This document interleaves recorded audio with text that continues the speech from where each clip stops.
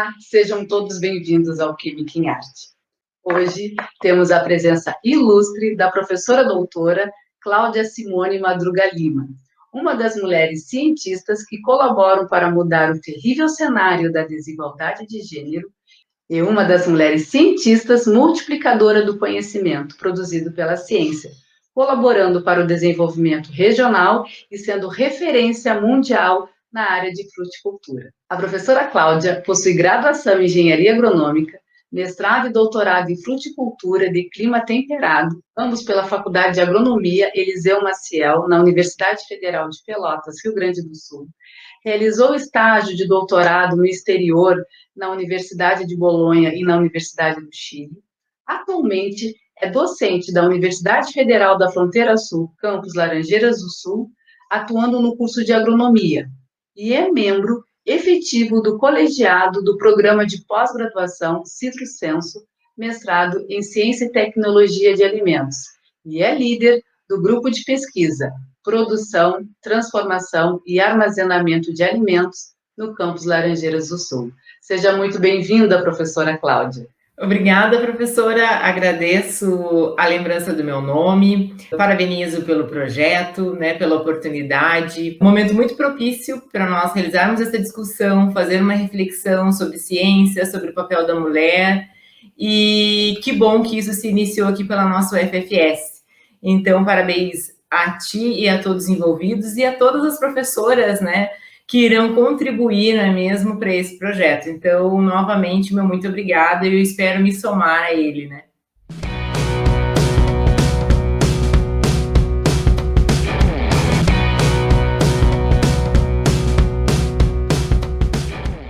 Obrigada, professora Cláudia, por aceitar o nosso convite. Minha conterrânea lá do Rio Grande do Sul. Somos vizinhas, eu nasci em Rio Grande, tu em Pelotas. E é um prazer e uma honra estar aqui hoje contigo, ouvindo um pouco da tua história e compartilhando um pouco também das experiências que tu teve ali ao longo dessa tua jornada acadêmica. Como é que foi a tua infância e o que despertou o teu interesse para estudar agronomia? O que me despertou, ir para o curso de agronomia foi os meus avós maternos, eles moravam numa estação experimental da Embrapa. Então, a ciência já estava bem próxima de mim, Estação experimental da Embrapa, lá no Rio Grande do Sul. Então, tinha uma vila de casas onde alguns servidores ali que prestavam serviços, para a Embrapa e para a universidade, moravam ali em função dos cuidados com o experimento. Então, os meus avós maternos, eles moravam nessa estação experimental, então eu já tive esse contato desde pequena, podemos dizer assim, da Embrapa.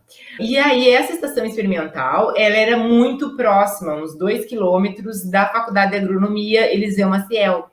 E aí eu me recordo, isso é uma lembrança que eu tenho muito forte, de eu ir com a minha avó nesse prédio, que é um prédio antigo, muito bonito. Eu era criança, devia ter uns 8 anos, menos talvez. E aí eu ingressei aquele prédio antigo, bonito, histórico ali com a minha avó, E aí eu lembro que eu senti um cheiro de parecer de hospital, assim, E aí eu comentei com a minha avó, e que eu, claro, não entendia, não sabia o que era aquele prédio, mas eu achei ele muito bonito, E aí eu, mas que prédio é esse, o que é isso, Esse é um hospital por causa do cheiro, E aí eu lembro que a minha avó falou assim, não, isso aqui é a faculdade de agronomia e aqui se formam doutores. E quem sabe tu não vai ser uma. Eu lembro disso da minha avó falando com muita clareza isso, sabe? Assim, aqui se formam doutores e quem sabe tu não vai ser uma. E olha só, eu concluí minha graduação, fiz mestrado, doutorado lá justamente nessa faculdade,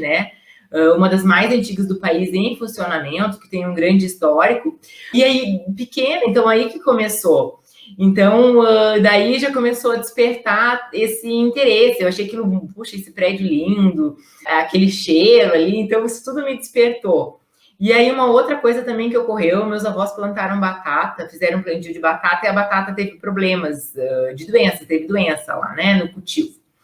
E aí foi uma pessoa lá, e eu não sei se essa pessoa era um extensionista da Emater ou se era um pesquisador da Embrapa, E ele foi lá para ver o cultivo. E eu recordo muito bem, você tem que contextualizar que nós estamos no interior, né? Nós não tínhamos carro, enfim, né? Então chegou aquela pessoa naquele carro branco, eu me recordo, assim, bem vestido, o cheiro até da pessoa, que eu lembro que era bem cheiroso. E muito educado, falava muito bem, e ele foi lá e viu o cultivo e disse, ó, é uma doença, explicou para o meu avô, e eu fiquei encantadíssima. Como que alguém olha para uma planta e sabe que ela está doente e faz um diagnóstico? Porque eu achei isso muito mais complexo do que com um homem, com uma mulher, né? Porque a gente fala o que sente, e planta não. E eu achei assim, gente, como uma pessoa consegue, né, sem a planta ali se estabelecer, falar e, né, ela só manifesta os sintomas, né, mas enfim, ela não fala onde está a dor, onde, né. Eu achei isso, assim, surpreendente. Aí quando eu disse, e aí, claro, ele explicou lá pro meu avô o que precisava aplicar e tal, e aí meu avô aplicou. Mas aí eu lembro que eu perguntei, mas que profissional é esse? E aí meu avô disse, ele é doutor agrônomo. E eu, é isso, né? E aí depois eu fiz colégio agrotécnico, que era ligado à Universidade Federal de Pelotas, que depois se transformou no IFE, né? No Instituto Federal. Então, depois então, eu ingressei no curso de agronomia, mas começou aí. Esse vínculo, né, esse relacionamento, eu me encantando com os profissionais, com aquele campus lindo. Eu me recordo muitas vezes quando nós íamos para a casa da minha avó, que era nessa área experimental da Embrapa, nós algumas vezes pegávamos o ônibus da universidade e desembarcávamos aí nessa faculdade de agronomia e depois pegávamos um outro ônibus que ia para a Embrapa, para esse local ali, onde tinha essa vila de casas que ficava dentro da unidade experimental. E eu lembro de ver os estudantes com aqueles monte de livro, estudando e falando, o pessoal da agronomia ali, né? E eu achava isso, a maneira, o linguajar, a maneira que eles se comportavam, isso tudo me encantou. Então, todo esse contexto foi vários encantamentos, e eu tenho certeza que se eu tivesse feito qualquer outra profissão, eu seria muito frustrada, eu me sinto muito realizada. É tão bom quando aquela coisa que a gente pensou em criança, né, a gente consegue realizar. Então, eu me sinto muito feliz de ter, né, tantos sonhos de criança que a gente não realiza, né, e eu consegui realizar, claro que com o esforço de muitos, é um somatório de várias pessoas para a gente conseguir conquistar alguns sonhos, né? Mas eu consegui, então essas são as recordações que eu tenho que me fizeram, né, eu me interessar e para a atuação da agronomia. Ai, que lindo, Cláudia, que máximo, realizar um sonho de criança, né? Porque via as pessoas passando, os alunos ali. Eu achei lindo quando tu falou o cheiro, esse teu encantamento de tentar, né? Como é que ele, só de olhar para a planta, já consegue? Não, eu quero fazer isso. Foram ótimos exemplos, né? E o estímulo da tua avó também, com certeza, e fez com que tu entrasse para a área da agronomia. Que sensacional, parabéns, que legal. Cláudia, e como é que foi a tua caminhada durante, né, o curso de agronomia? Como é que foram as experiências, né? Como é que foram as saídas de campo? Eu imagino, né, que na agronomia tem muitas saídas de campo. Como é que foi isso? Conta um pouquinho para nós. Durante a graduação, no meu primeiro semestre, eu já ingressei no estágio, né? Porque, claro, já tinha esse contato. Eu também conhecia uma senhora, tudo auxiliou muito, que nem eu digo, olha quantas pessoas se somam, né? Eu tinha uma senhora que era vizinha, assim, próxima a nós, a minha família, né? E mais próxima a uma tia minha do que a mim mesmo, né? Mas que ela trabalhava na biblioteca da Universidade Federal, ali na Faculdade de Agronomia, e então, quando eu ia para o campus, para a universidade, nós embarcávamos no ônibus da universidade juntos, pegávamos no mesmo ponto de embarque. E foi isso muito importante, porque ela já me conhecia desde pequena, então ela sabia, então ela me deu algumas dicas, ela, olha, Cláudia, tem muito estágio, aproveite e tal, tente se vincular. E aí, no meu primeiro semestre, né, voltando, eu já iniciei a fazer estágio. Eu comecei lá na piscicultura, com o professor Juvencio, se eu não me engano, né? Os nomes agora pode ser que eu cometa alguma gafe esquecendo o nome, mas enfim. E já comecei no meu primeiro semestre a fazer estágio e fiz durante toda a graduação.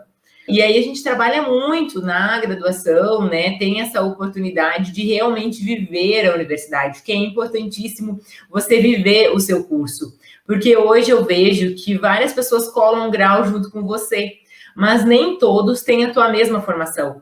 Nem todos vão ter a tua mesma bagagem, porque isso é individual.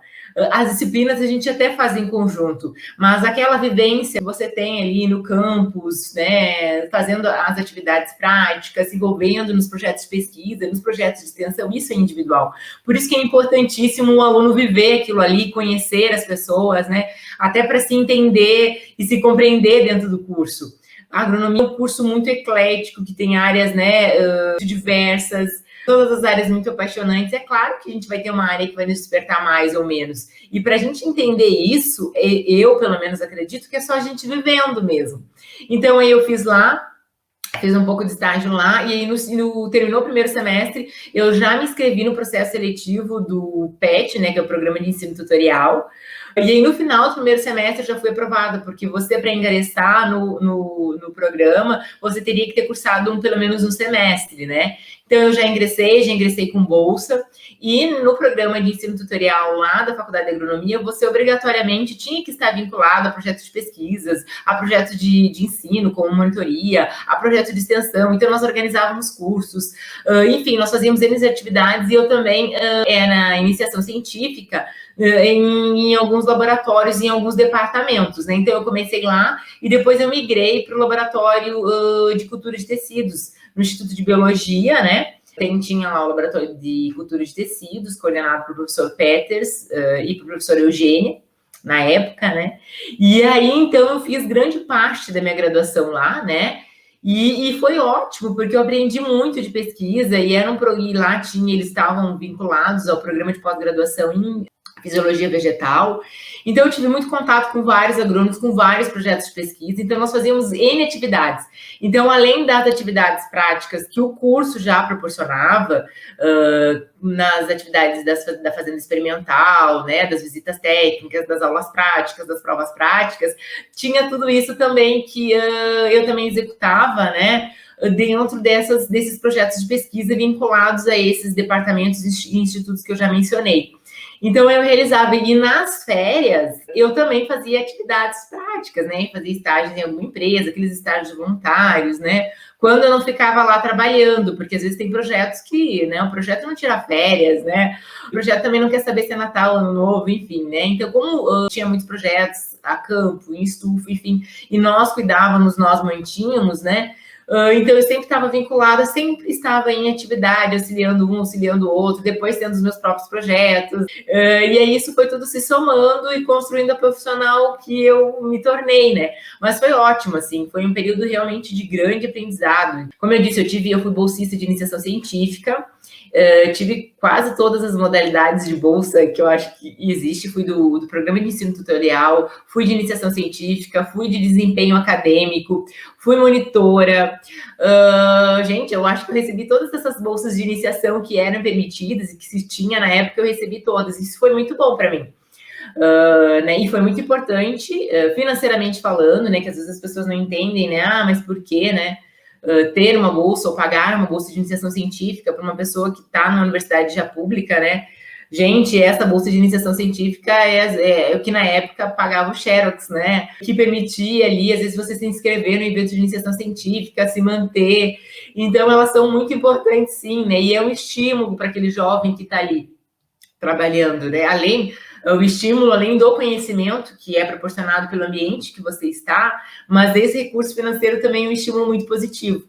Então, e aí eu fui recebendo, né, e no caso da bolsa de iniciação científica era até uma remuneração maior. Eu lembro que eu recebia R$600, isso era uma grana muito grande, assim, né, muito dinheiro, ainda é, se nós formos pensar, né. E é claro, tinha uma série de exigências, né, por você receber esse tipo de bolsa, né, como, por exemplo, as médias, né, participar dos projetos, enfim. Mas eu participei de todos esses projetos, agradeço muito lá a esses professores que me conduziram, não somente os professores, aos mestrandos e doutorandos que lá estavam, porque às vezes o professor está sempre muito sobrecarregado, aulas, projetos, reuniões, enfim, né, e não consegue muitas vezes dar aquela orientação que o aluno merecia, né, ou precisaria, né. mas você tem todo um suporte ali de mestrando, doutorando, que te dão um apoio, que vão te dizendo, ó, vá por aqui, te dão uma sugestão, quem sabe você faça isso, construindo e nos trazendo cada vez mais próximo da nossa profissão. Porque às vezes eu escuto relatos assim, mas a gente fica muito na teoria, a gente não tem ali a experiência prática, não tem, né, esse contato com a realidade. Eu escuto às vezes isso, né? Mas se você quer essa experiência prática, se você quer esse contato com a realidade, participe dos projetos de pesquisa, dos projetos de extensão que tem a universidade. É a maneira que o acadêmico tem de chegar próximo. E ali você vai realmente até conseguindo contextualizar melhor aquilo que os professores estão falando em aula. Então, eu lembro que eu tinha certas facilidades quando o professor comentava, porque eu tinha feito experimento lá com aquela cultura que ele estava falando. Então, eu disse, puxa, por mais que eu tivesse um vínculo mais rural, que entendesse um pouco mais, nem tudo a gente sabe, obviamente, né? E nunca saberemos tudo, né? A gente é um processo em construção, que eu digo, né? E aí, então, a gente criava esse vínculo. Eu criava esse vínculo, assim, conseguia compreender muitas das coisas que os professores ali estavam explicando. Então, resumidamente, né, que não foi assim tão resumido, a trajetória foi essa. Então, eu participei de várias atividades, participei de cursos, tinha cursos lá, eu participava.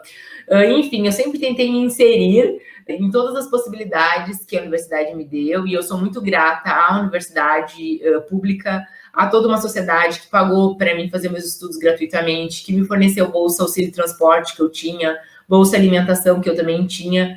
Então, ou seja, essa bolsa transporte permitia usar o ônibus da universidade gratuitamente, eu não pagava nada, eles também não me reembolsavam em nada, mas eu podia ingressar no ônibus, né, gratuitamente, almoçar no restaurante universitário sem pagar nada. Isso tudo são coisas muito importantes para um curso que é o dia inteiro, né? Para quem vem de uma família mais humilde, por mais que meus pais sempre se esforçassem para me fornecer tudo, eu sei do custo que era manter uma filha numa universidade, mesmo sendo federal, né? Então, todas essas bolsas, e eu fiz ao máximo possível, né, para representá-las bem. Então, quando eu tinha bolsas, assim, no caso, que exigiam, né, essa questão do desempenho acadêmico, isso foi muito importante para mim, porque eu estudava um semestre antes para as disciplinas. Então, antes de começar ali as disciplinas, eu já estava estudando, porque eu tinha essas bolsas todas, e aí, claro, eu tinha esse medo de perder, né? Então, isso foi muito importante para mim, para minha formação. Então, eu agradeço, né? Aproveitar aqui um momento de agradecimento a todas essas oportunidades que eu tive e que se somaram na minha formação. Nossa, Cláudia, que importante esse teu relato. Né? Isso é importante que as meninas, né, que os nossos alunos percebam isso, porque a construção de uma carreira científica, a construção de uma carreira profissional, ela não se dá só com a teoria, ela se dá com a prática. E graças a Deus, assim, a gente tem a nossa universidade e os professores, né, que estão atuando, eles estão sempre trazendo, né, trazendo projetos de extensão, projetos de pesquisa, projetos de ensino. E é importante que os alunos se insiram nisso, não só pela bolsa, que ajuda muito, né? Muito mesmo, não é? Pode parecer, não, mas é pouquinho. Não, não é pouquinho, ajuda muito. Tem vários alunos nossos que vivem, sobrevivem com o auxílio da bolsa. E também pelo conhecimento que tu vai adquirindo. Então, por exemplo, tu caminhou por todas as áreas, né? Por vários projetos, isso faz a diferença. Isso fez a diferença no que tu é hoje como profissional e nas escolhas que tu foi tomando e as oportunidades que tu foi tendo, porque essas oportunidades, quando a gente fala a oportunidade, não é que caia do céu a oportunidade, não. É uma oportunidade que acontece, mas tu tem que estar preparado para receber, né, e para te dedicar a essas situações. Se tu tivesse várias situações que na tua carreira, né, profissional, que com certeza foi lá na graduação que te constituiu e fez com que tu conseguisse aproveitar essas oportunidades. Cláudia, tu foi concursada de matéria, aí fiquei pensando, né, agora que eu consegui entender que a gente consegue, né, ouvindo um pouco a história de vocês, a gente consegue fazer, ligar os pontinhos. Mas tu também tinha essa questão, né, tu conviveu na tua infância, né, uma área que era da Emater e com profissionais da área, né, tu foi concursada durante um bom tempo na Emater, depois, né, tu acabou vamos dizer, abrindo mão pela docência. Conta um pouquinho para nós da tua experiência lá na Emater e conta um pouquinho para nós porque essa troca, vamos dizer assim, né, da parte mais técnica e da docência, que também tu traz muitas questões técnicas para a docência, né? Mas fala um pouquinho para nós a respeito disso. Eu ingressei foi até interessante, eu vim da Itália e dei um período, e que eu fiz, né, parte do meu doutorado lá, e dei um período, eu tinha feito concurso antes de ir, e aí, uns meses após, então eu fui chamada nesse concurso lá, nesse processo seletivo que a Emater fez. Durante a extensão foi maravilhosa, em termos de aprendizado, de conhecimento, da profissional que eu sou hoje. Eu devo muito a esse período da Emater, eu tenho certeza disso. Eu tive outros períodos, outras experiências profissionais, né? Mas a da Emater eu acho que foi fundamental para a professora que eu sou hoje, né? Não que eu seja a melhor professora do mundo, não é isso, mas dessa construção da professora, sabe?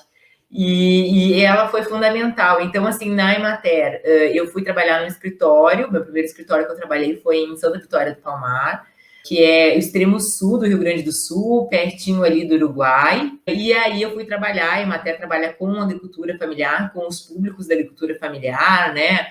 Quilombolas, pescadores, agricultores familiares, enfim, todos os públicos.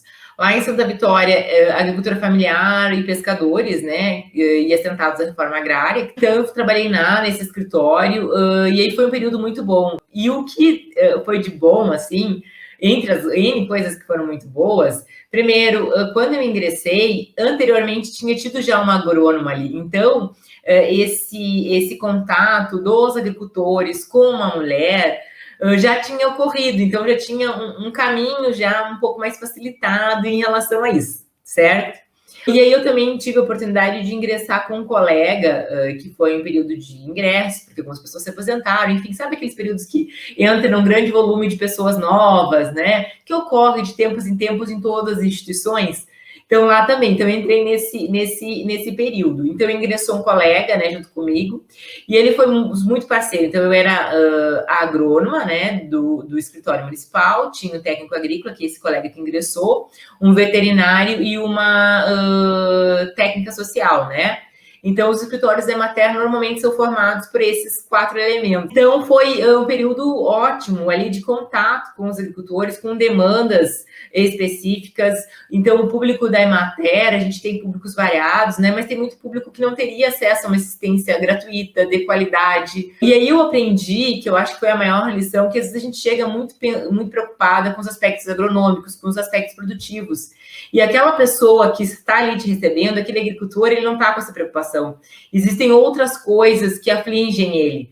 E aí, quando ele te vê, ele não quer conversar lá se as teus alfaces estão morrendo, ou se a gente tem que fazer uma rotação ali com uma beterraba, puxando para minha área, tá?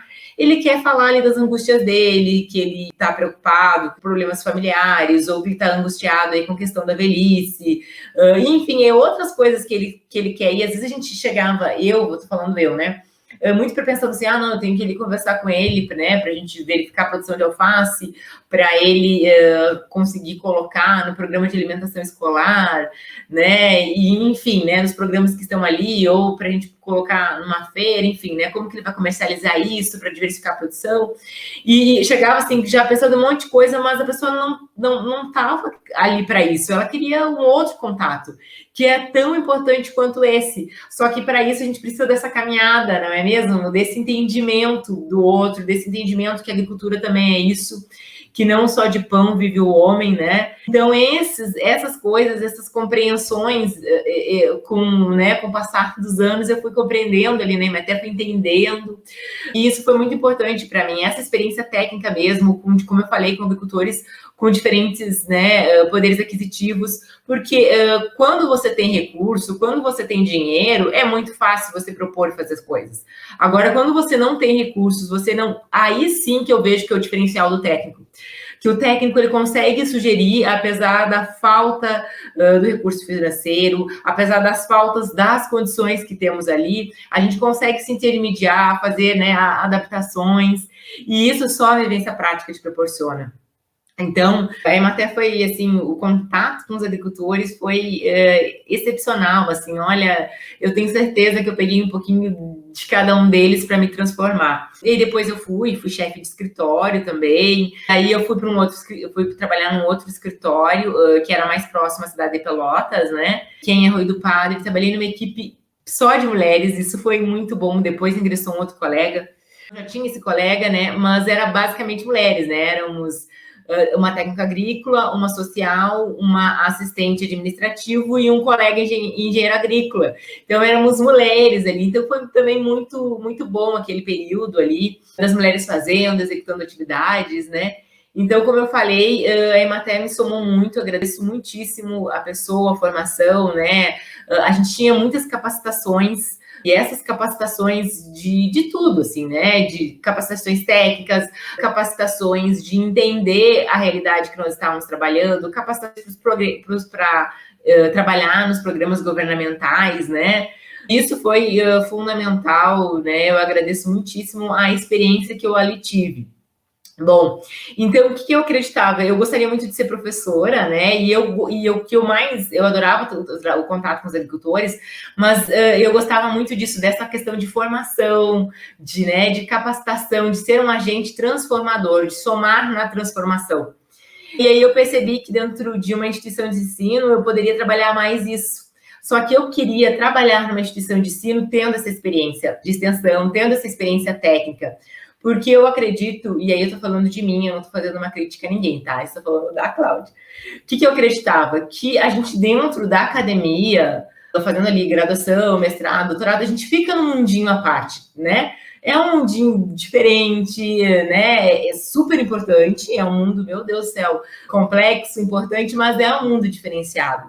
E é importante a gente ir lá fora, entender, isso estou falando de mim, né? Entender, compreender esses relacionamentos, vir com essa bagagem para me somar na formação de outras pessoas, ainda mais no meu caso, que dou disciplinas práticas e técnicas. Então, isso para mim era fundamental. Então, ter todas essas experiências, não só da Emater, mas de outras, para mim era uma coisa que eu queria para me somar como professora. Eu realizei o concurso da UFFS, né? Eu até lembro que foi um período bem puxado, que nós estávamos com um programa governamental e tínhamos muitas metas para cumprir um pouco espaço de tempo. E aí nós estávamos trabalhando direto, inclusive final de semana, muitas horas de trabalho.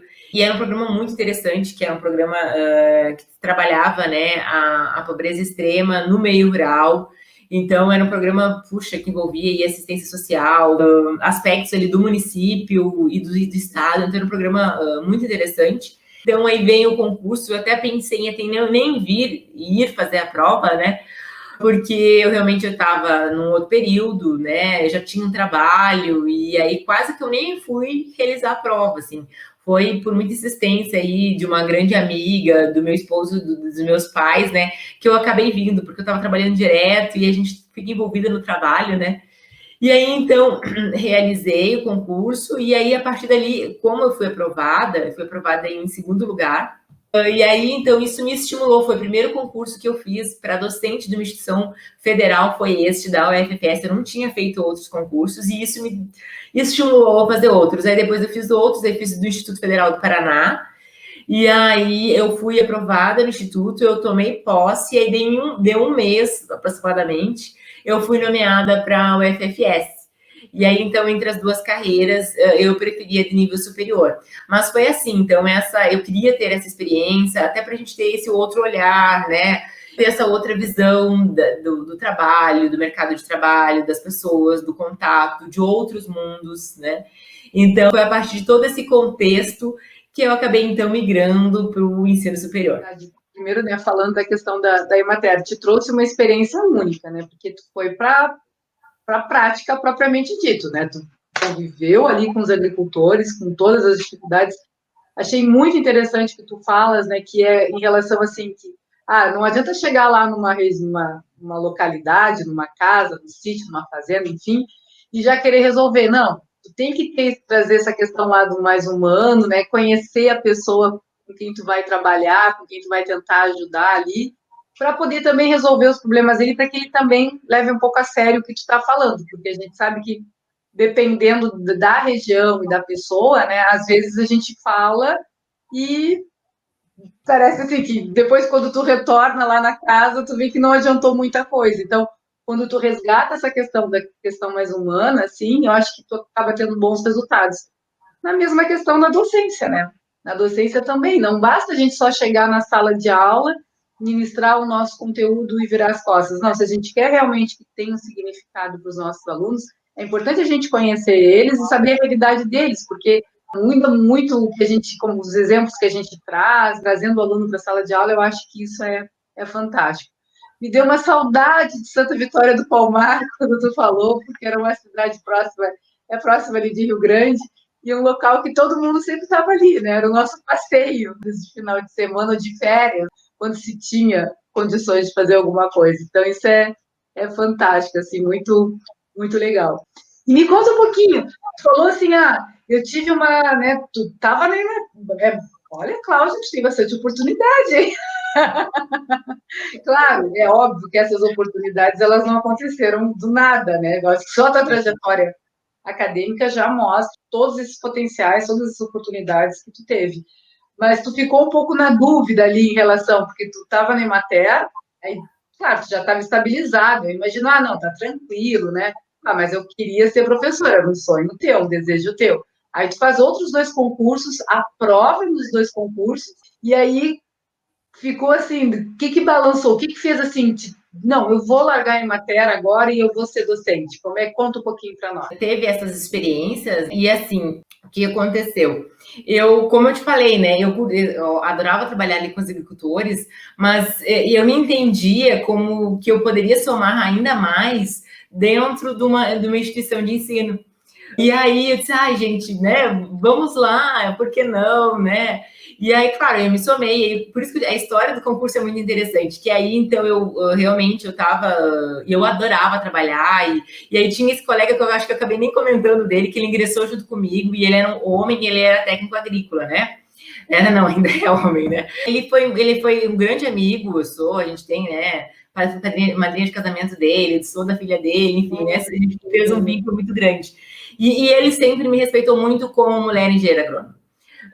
E ele trocava ideias comigo. Eu acho que se eu não tivesse ingressado num ambiente assim, talvez eu tivesse outras percepções das coisas. Mas eu ingressei, ele me respeitava muito como profissional, assim como eu o respeitava, nós trocávamos muita ideia, e eu não via essa troca de ideia como no sentido, eu vou ver se ela sabe? Mas no sentido de realmente ser troca de profissionais. Olha, mas então vamos manejar desse jeito. Mas não, porque não naquele outro, sabe?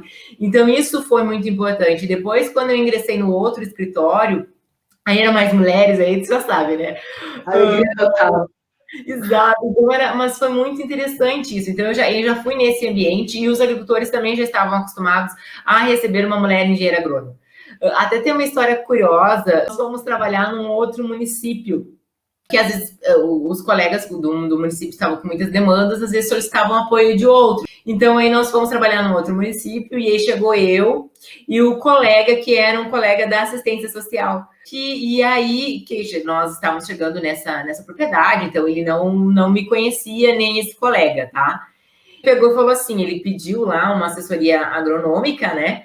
E aí foi esse colega da assistência social também foi, porque ele já queria ver lá, porque a família produzia artesanato, né, para ver essas questões, entre outros aspectos. E nós chegamos, e foi muito interessante, que aí o produtor chegou e falou assim para mim, olha, a mulher tá lá dentro, tá bordando lá, tu pode ir lá que eu vou aqui falar com ele, porque assim, a alface, não era alface, eram as beterrabas, elas estão com umas manchas e elas estão crescendo tudo deformada, e eu quero que ele me dê um auxílio, mas ela tá lá dentro, falou assim para mim, pode tu entrar lá.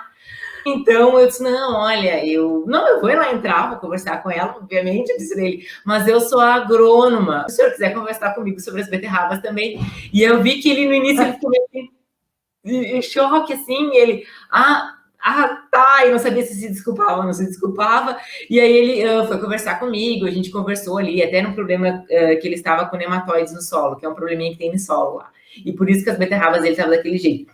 E aí nós conversei com ele e tudo, mas eu vi que ele ficou no início, sabe, ele ficou meio em choque, assim, mas depois, claro, ele de nenhuma maneira foi grosseiro, porque isso também é novo. E a gente também tem que respeitar isso nas pessoas. O que as pessoas pensam? Que vai chegar lá o engenheiro agrônomo, e não a engenheira agrônoma. Se vai trabalhar na social, não vai ser um homem, vai ser uma mulher. Isso ainda está, porque é aquelas questões estruturais. Por isso que nós devemos, né? Nós temos que estar nesses ambientes para as pessoas observarem que independente de gênero, todos nós podemos, desde que sejamos capacitados, né, podemos sim, usufruir, né, e trabalhar nas diferentes áreas. E, então eu lembro que ele ficou meio assim, ele me escutou, obviamente, né, e depois eu fui outras vezes lá, ele executou ali o que nós estávamos pensando em conjunto. Mas isso foi um fato muito curioso. Na concepção dele, eu certamente eu estaria ali para falar com a esposa dele dos artesanatos que ela fazia e o rapaz, né? Mas enfim, foi uma experiência única, diferenciada, né? Me somou. Sabe que dos agricultores, eu realmente nunca senti nenhum preconceito por eu ser mulher. Tá? Isso é uma coisa muito importante a gente falar, porque às vezes as pessoas pensam assim, os agricultores, alguns por pouca formação, né, vão ser, não vão querer mulher. E, pelo contrário, em alguns lugares, em algumas comunidades, eles solicitavam que fosse a agrônoma. Então, assim, não, eu nunca tive esse, a gente tem que dar, né, falar o que é. Mas na época eu não percebia, né? E é claro, eu não estou falando da matéria especificamente da vida de trabalho, tá? E hoje, é claro, com as concepções que eu tenho, dos entendimentos que eu tenho, hoje eu observo que com colegas, sim, eu teve passei por alguns momentos que hoje eu vejo que era por fato de eu ser mulher, né? E no momento ali eu também não entendi, e talvez até achei normal, porque isso, os conceitos nossos vão mudando. Ainda bem, né? Ainda bem. E a gente vai se vendo de outras maneiras. Eu sempre digo, a Cláudia de hoje não é a mesma Cláudia de 10 anos atrás. E se Deus quiser, daqui 10 anos não será a mesma Cláudia de hoje. Né? Espero que melhor. Então, momentos que a gente no momento ali não visualizei que era, mas também teve muitas coisas positivas. Para dizer que nunca tive com agricultor, teve um sim, e teve um colega que eu também tenho que citar. Então, lá em Santa Vitória do Palmar, né, a extensionista social, ela era casada com um engenheiro agrônomo, que era agrônomo de uma cooperativa forte do município lá. E aí, então, foi um agricultor questionar sobre poda de planta e sobre fruticultura lá.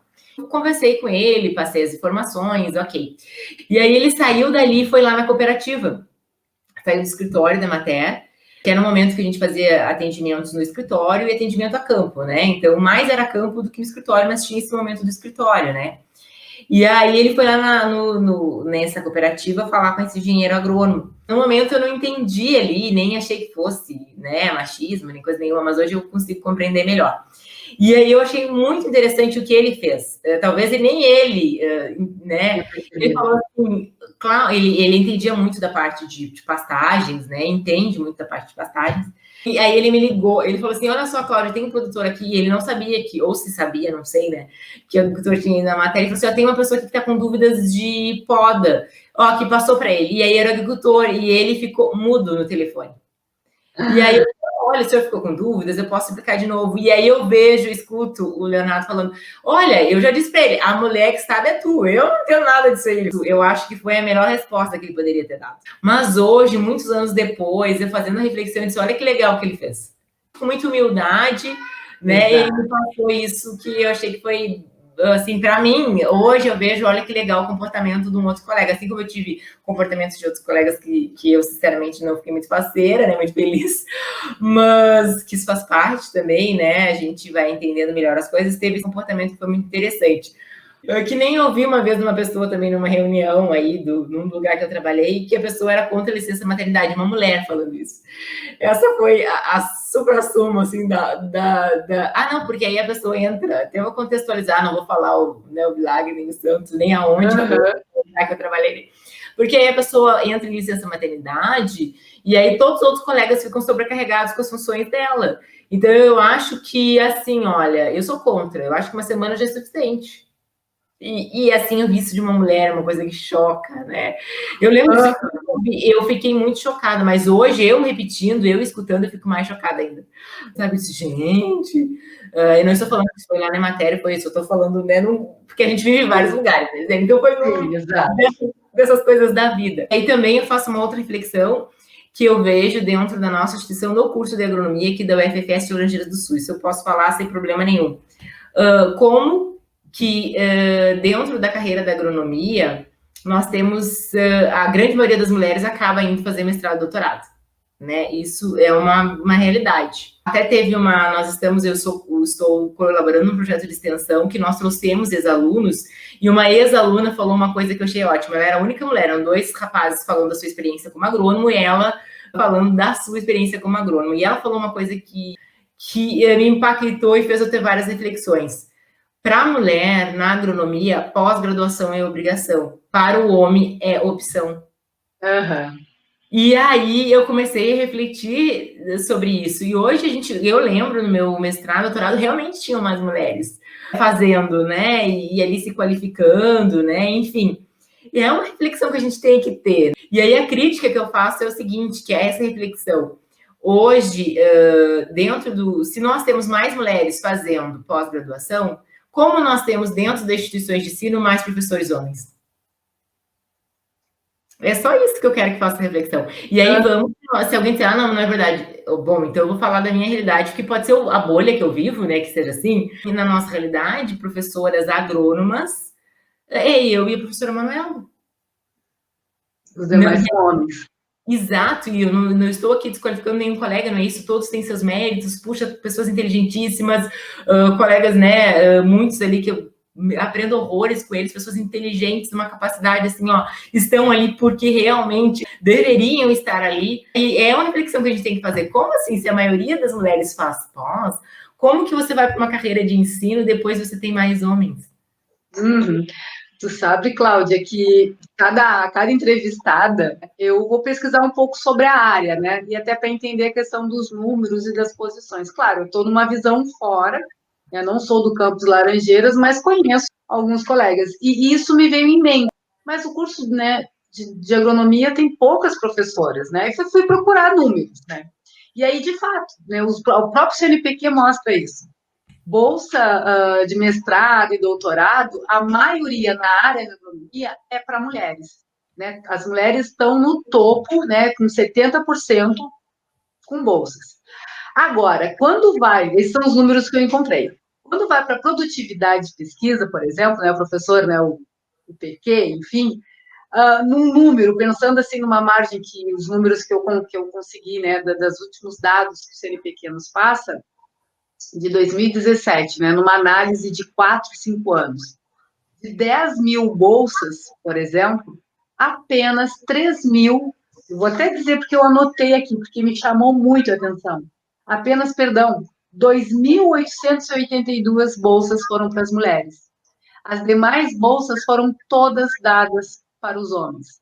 Então, a reflexão que tu traz aqui, Cláudia, eu acho que ela é fundamental e essencial, que a gente, enquanto universidade, comece a problematizar isso e que o sistema comece a rever isso. Isso acaba tirando algumas possibilidades que nós, mulheres, poderíamos ter comparado com a questão dos homens. Quando tu falou ali, eu acho bem interessante, né, que falou, na hora eu não entendi a questão, porque eu acho que é uma questão de maturidade.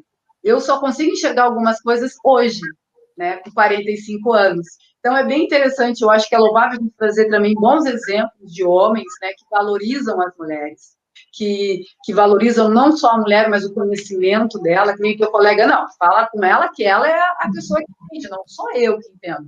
Claro, o agricultor, como assim? Porque eles têm esse olhar machista, mas é uma questão cultural, que eu acho assim que hoje, o machismo existe ainda muito forte, né, em várias idades, mas não tanto como era antigamente. Né? Antigamente era muito marcante isso. A mulher tem que ser preparada para dona de casa, para casar, para ter filhos e ponto final. Né? Então, fazer uma faculdade, ter uma profissão, ainda mais na tua área, que eu fui pesquisar os números em função disso, como é que as mulheres estão, né? E aí, me dei conta, no próprio conselho, ele coloca isso, as mulheres é só 15%. E aí, aonde elas estão? Ou elas estão como na direção de alguns centros de classe, de grupos de classe, ou elas estão em algumas instituições, né? Ou são inspetoras, né? Eu até fiquei procurando, eu li várias vezes, achei um outro artigo do próprio conselho falando em inspetoras. Então, assim, a valorização começa nesse conjunto. É claro, vários órgãos, né, têm tentado mudar essa realidade, né? O próprio conselho, né, regional, o CREA, ele tem hoje um conselho das mulheres, enfim, está tentando mudar, a passos lentos, mas está indo, pelo menos estão tentando, né? Isso já está de bom tamanho. Mas, gente, olha onde é que a gente está, por favor. né? É algo que é absurdo, a gente tem que estar competindo com homens no momento que a gente tem que ser iguais, a gente tem que ter as mesmas condições, né? E um outro ponto que tu fala que na entrevista da professora Danúcia a gente já discutiu isso, é a questão da maternidade, né? Da licença maternidade propriamente dita. O tempo, né, que a gente fica com o bebê é muito pouco, né? Que é um momento único, né? Um momento mãe e filho único, né? E os pais, que são pais de verdade, porque pai não é só aquele que faz, né? Que está ali te acompanhando, que sabe o que é. Mas muito legal de ter trazido isso, estar problematizando isso, e esse espaço aqui das mulheres na ciência é para problematizar isso, para fazer essas reflexões. A gente não quer, eu digo, não tem intenção, né, nenhuma das minhas colaboradoras, eu digo das mulheres, não é, vamos mudar tudo, né, mas podemos trazer reflexões para que as pessoas comecem a pensar e refletir a respeito disso. Né? Então, por que poucas mulheres em determinadas áreas? Por que a publicação de mulheres é muito baixa? Por que quando eu vou concorrer, né, nós vamos concorrer à bolsa, por que eu tenho que ter o dobro de publicação que o homem? Qual é a diferença? Por quê? A sobrecarga eu tinha que ter, na verdade, quem tem que ter o dobro é o homem, porque a sobrecarga que nós mulheres temos é muito maior do que o homem. Legal ter trazido essa discussão para esse espaço, e sim, é importante, tem que ser feito. E, Cláudia, com toda essa experiência que teve, que é uma baita experiência, né? Emater, projeto de extensão, teve com os agricultores, passou por inúmeras situações, hoje na docência, sendo reconhecida mundialmente na área, né, de fruticultura. Tu coordenas, né, tu coordenou e coordenas alguns projetos de pesquisa, ensino e extensão. Fale para nós um pouco sobre esses projetos e como é o envolvimento dos alunos, como acontece? Fala um pouquinho para nós sobre isso. A respeito dos projetos que estamos executando aqui na UFFS Laranjeiras do Sul, né? Nós temos um projeto, vou começar com os projetos de pesquisa, né? Então, nós temos o grupo de horticultura. Destes 20 acadêmicos, 5 são bolsistas, tá? É um número, podemos considerar até expressivo, né, dentro da instituição. E aí nós realizamos pesquisas, a grande maioria das minhas pesquisas estão em condições de campo. E aí dentro desse grupo de horticultura nós temos aproximadamente aí agora, são 20 acadêmicos do curso de agronomia que estão vinculados, que eu acredito que isso conversa com a proposta da universidade, que é se somar nas regiões que estão, e se soma também a diversificação da agricultura familiar, que eu acho que esse é um grande pensar que nós temos que ter como instituição, e se somar a isso. Então, nós temos vários colaboradores dentro do grupo de horticultura, e nós temos, então, esse grande projeto, que é o projeto do Morangueiro, que trabalha, então, desde 2016. Então, de forma geral, não só o do Morangueiro, mas como os outros, nós estamos buscando, é isso, a diversificação da agricultura familiar e se somar à proposta do curso de agronomia aqui na região. Então, assim, das várias frutíferas que nós temos, uma que está ainda dentro das mãos dos agricultores familiares é o morangueiro.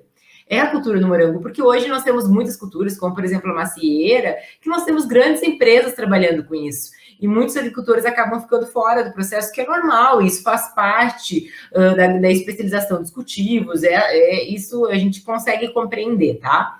E uma coisa que tem alto valor, que diversifica a produção, né, saindo um pouco dessa questão de produção de grãos, né, e para se somar, para agregar renda, né. Então tem a cultura do morangueiro, que eu já trabalhava, já tenho uma experiência muito interessante com o cultivo. Então aí nós temos essa parceria com a UDESC, e aí a UDESC, né, tem uma associação, né, uma parceria, podemos dizer assim, com a Universidade de Forlì, lá na Itália, que desenvolve, que tem um programa de melhoramento genético desses materiais, então a UDESC traz para cá. Agora a UDESC também tem o seu programa de melhoramento genético desses materiais. E aí nós, como UFFS, entramos onde? Graças a essa parceria, a UFFS nos cede esses materiais, e a gente testa nas condições de Laranjeiras do Sul, em sistemas de cultivo orgânico, em diferentes formas de cultivo. Por quê?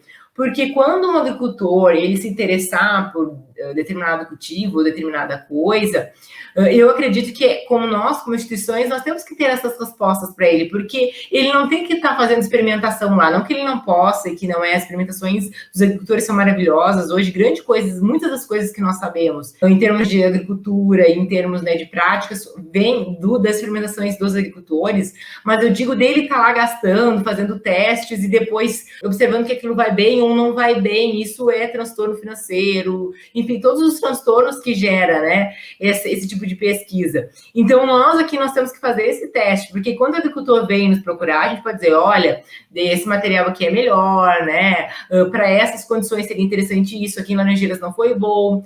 Para te ver a importância desses testes, nós temos aqui uma instituição ao lado, né, próxima aqui, que é Guarapuava, e nós temos materiais de morangueiros que foram super bem lá, e nós temos outros materiais que aqui não foram bem. Então, às vezes a gente fala, mas tem uma instituição ali do lado, mas a gente tem condições de clima, né, de altitude diferentes. Então, nós temos que sim fazer esses testes, ter esses conhecimentos. Então, eu faço uma pesquisa, não só com a dos morangos, eu citei o projeto dos morangueiros, né, mas mais aplicada a campo, né, mais tentando reproduzir ali as condições dos agricultores, justamente para se somar a isso, as conversas, né, o que eles necessitam, né, a gente tenta somar as demandas deles. Então, nós temos o projeto agora, o que nós temos agora, apesar de pandemia, continuamos trabalhando. Então, nós temos o projeto dos morangueiros, que a gente está testando diferentes materiais, vem da UDESC, e nós temos os materiais que vêm do CREA, né, que é um instituto de pesquisa e extensão lá da Itália.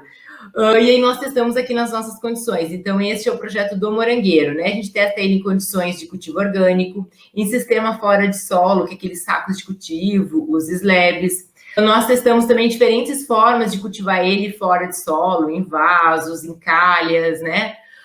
Fizemos toda uma parte de caracterização pós-colheita deles, como é que esses materiais se comportam, porque quando vê uma planta pode produzir muito bem, mas os frutos não serem bons, né, não tem essa questão de aceitação, né, termos de doçura, então aqui, né, a gente também verifica isso, aí temos uma ótima parceria com o curso de engenharia de alimentos, então eles fazem geleias, sucos com os nossos materiais, testam, agora, por exemplo, nós produzimos esses frutos e os frutos a gente encaminha para a professora Vânia, que é uma professora de engenharia de alimentos, que faz pesquisas aí com aplicação de coberturas nesses materiais, tá? Para aumentar aí a sua vida pós-colheita. Então, essa interação dos diferentes cursos nós também temos, né? Então, como eu falei, tem esse grande projeto do Morangueiro, em que a cada 2 anos nós realizamos uma reunião, né, um encontro técnico da cultura do morangueiro, que ele é organizado pela empresa Júnior, e aí eu me somo ali o processo como professora coordenadora, junto com o professor Lisandro, né? E é interessante que o evento vem crescendo. O ano passado, por exemplo, que foi o ano do evento, né? Nós trouxemos os principais pessoas que trabalham com morangueiro no Brasil. Então, isso nos soma. Nós tivemos inscritos, uma pessoa inscrita que vem do Ceará para o evento. Então, isso acaba nos caracterizando, nos posicionando na região, e a gente recebe bastante ligações, né? Ligações, modo de dizer, né? São WhatsApps, né, agora.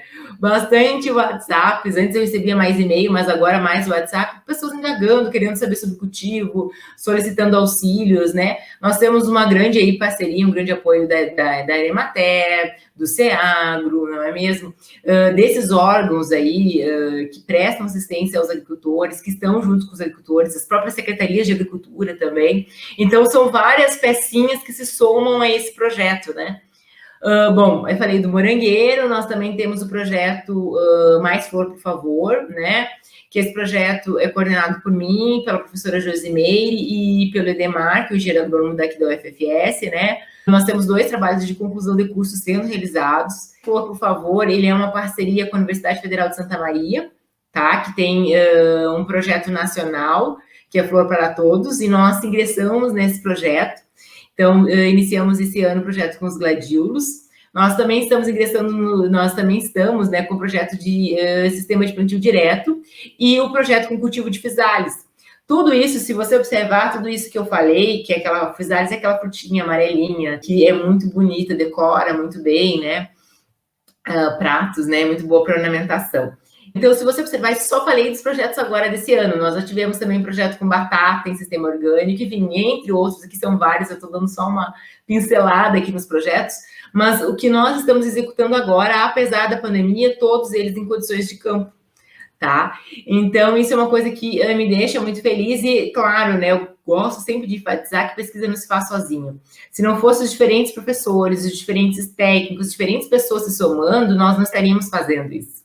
E principalmente sem os acadêmicos. Se não fosse lá os acadêmicos interessados, querendo participar, nenhuma dessas pesquisas estaria sendo realizada. Então, é bem interessante isso, né? Então, esses que estão sendo realizados, nós temos o interessante aqui no Projeto das Flores, são o Rivael e o Elton que estão trabalhando, e aí gerou uma curiosidade em alguns estudantes, né? Porque o pessoal ainda acha que cultivo de flores não é uma coisa da agronomia, que é uma coisa distante, né? Isso depende um pouco da região que a gente está, né? Por exemplo, na minha graduação, eu tive floricultura e paisagismo como disciplinas obrigatórias.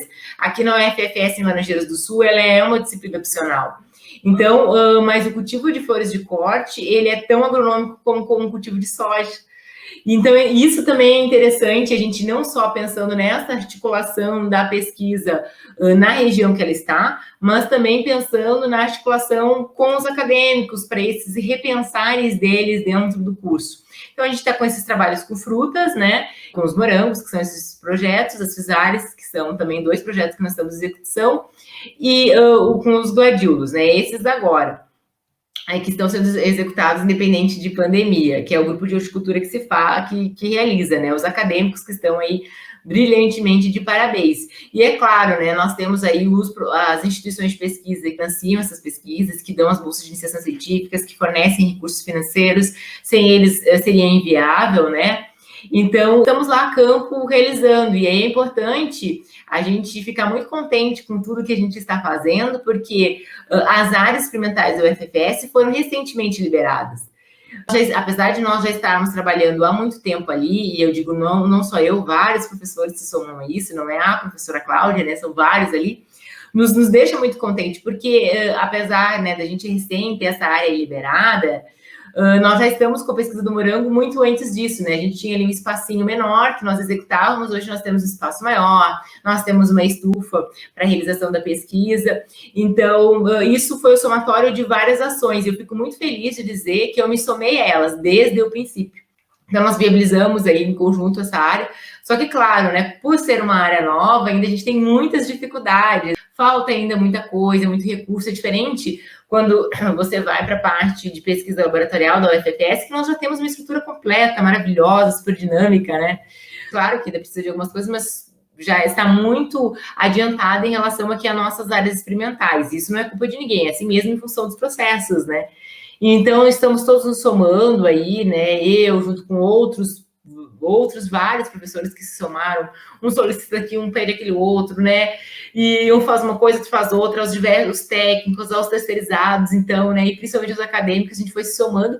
E o que me deixa muito feliz é que o nosso projeto, principalmente esse dos morangueiros, né? Muitas pessoas nos procuram, né? Nós recebemos, como eu falei, muitos WhatsApps, pessoas querendo assistência técnica, técnico querendo fazer troca de ideia, e isso me deixa muito contente que a gente acaba aí se somando à região que nós estamos ingressando. E como eu falei agora com o Projeto das Flores, o Projeto das Fusales também, bastante gente procura, né? Então, tudo isso visando aí a diversificação da região, na matriz produtiva. E como eu digo, né, a gente só realiza isso por um somatório de pessoas, mas principalmente por causa dos acadêmicos. Eles são fundamentais nesse processo. Nossa, Cláudia, quantos projetos! E, na verdade, são muitos projetos, né? Porque nós, professores, graças a Deus, somos bem dinâmicos, né? Então, temos os nossos projetos, terminou o projeto, conseguimos, né? Alcançamos, às vezes, ou não, os resultados, aí já pensamos... Isso é ser professor ativo, isso é trabalhar, né? Ser o professor completo, né? Trabalhar com o ensino, trabalhar com a pesquisa e trabalhar com a extensão. Colocar em prática a teoria, e quanto mais a gente consegue, né, trazer os nossos alunos, melhor ainda, né? Então, como tu falou, a importância dos alunos para desenvolver os projetos. Sem os alunos, os projetos não acontecem. Mas também, sem professoras como tu, também não acontecem. Graças à parceria que tu tem com o CREA, com a Emater, com as universidades internacionais, que não são só universidades nacionais, né, que isso é muito importante para nós, mas as internacionais também, isso faz parte do teu currículo, da tua história, isso faz com que tu tenha esses projetos maravilhosos. E hoje, né, tá bombando total, né, o projeto dos morangueiros, né, porque é algo, eu acompanho, tem um projeto aí em Laranjeiras, que é o projeto de extensão, que é a prosa universitária, que acontece todos os domingos, então, traz vários professores falando da sua área específica. Mas o que eu mais adoro é a área do momento que entra, né, a professora Cláudia e o seu grupo de pesquisa. Então, assim, os agricultores encaminham as dúvidas, né, que, como você falou, hoje não se liga mais, é tudo WhatsApp, não tem horário, né? Mas eles encaminham e aí vocês respondem. Então, assim, primeiro, parabéns, né? Não só ao projeto da prosa universitária, mas ao projeto de vocês de estarem trazendo essas respostas, auxiliando os agricultores, porque não vai ser um agricultor, e isso que é o mais interessante, porque é uma rádio bem conhecida daí, então são vários agricultores, várias pessoas que trabalham com morangos e com outros projetos também que vocês desenvolvem, das flores, né, Flor para Todos também, eu acho lindo, maravilhoso, e é tão importante, assim, eu acho que esse é o nosso papel também, enquanto professor, sair um pouco da zona de conforto, o ponto que a zona de conforto seja a sala de aula, né, e o nosso laboratório, mas ir ultrapassar os muros da universidade, né, ir para a prática e levar esse conhecimento para a comunidade regional. Eu acho que isso só qualifica e enobrece mais a Universidade Federal da Fronteira Sul, em especial hoje, né, da professora Cláudia, mas tantas outras mulheres que fazem isso em todos os seus projetos e de forma brilhante, né? Então, assim, meu agradecimento especial a ti, Cláudia, e também a todas as outras mulheres que ainda não tivemos oportunidade de conversar, mas iremos conversar, que fazem esse trabalho brilhante de levar o seu conhecimento para a comunidade e oportunizar os alunos, né? Eu acho muito legal, porque os alunos que respondem, né? Então, eu imagino, conto um pouquinho, mas eu, na minha cabeça, como eu ouço sempre, eu fico imaginando, vem a pergunta, aí vocês discutem no grupo de vocês como um todo, né, acham a melhor, né, acham a resposta e a melhor forma de passar isso, porque eu acho que às vezes é a maior dificuldade, né? Às vezes eu fico ouvindo e digo, nossa, que legal, que o negócio é complexo, né? Perdão o termo negócio, mas é que não é muito minha área, mas digo, o assunto é complexo e aí vocês explicam de uma forma que não tem como não entender. Então, assim, é assim que funciona mesmo, Cláudia? Vocês fazem discussão? Mata essa minha curiosidade aqui de telespectadora. Então, assim, exatamente assim. As perguntas chegam, vem para o meu WhatsApp, em média, o que nos deixa muito feliz, a gente recebe em torno de 10 questões por semana. Nossa. E eu fico muito feliz, porque é bastante. E hoje, com a internet, que você vai ali e procura, é um número, quando mandam fotos, assim, na época do plantio do morangueiro mesmo, eu cheguei a receber 62 questões, assim. Então, isso deixou até alguns... Claro, como teve a questão do Covid e tal, né? Mas alguns alunos foram em alguns produtores aí, então isso foi muito bom. E como que funciona, né? Os questionamentos vêm, a gente passa para o grupo, e aí verifica ali e a minha ideia é que todos do grupo uma vez falem, porque isso é importante.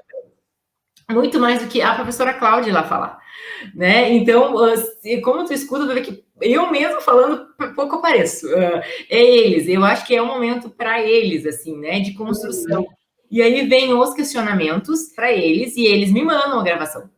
E me mandam por escrito. E a gente vai discutindo, olha, é assim, é assado, o que você acredita, como, né, vamos tentar deixar isso mais claro, né, vamos, de alguma maneira, olha, mas tem esse outro ponto, porque às vezes vem um questionamento e a gente não tá lá, isso que eu sempre digo para eles, vocês não estão lá. Então, não foque somente nisso, existem outras coisas que podem estar influenciando naquilo que ele está vendo.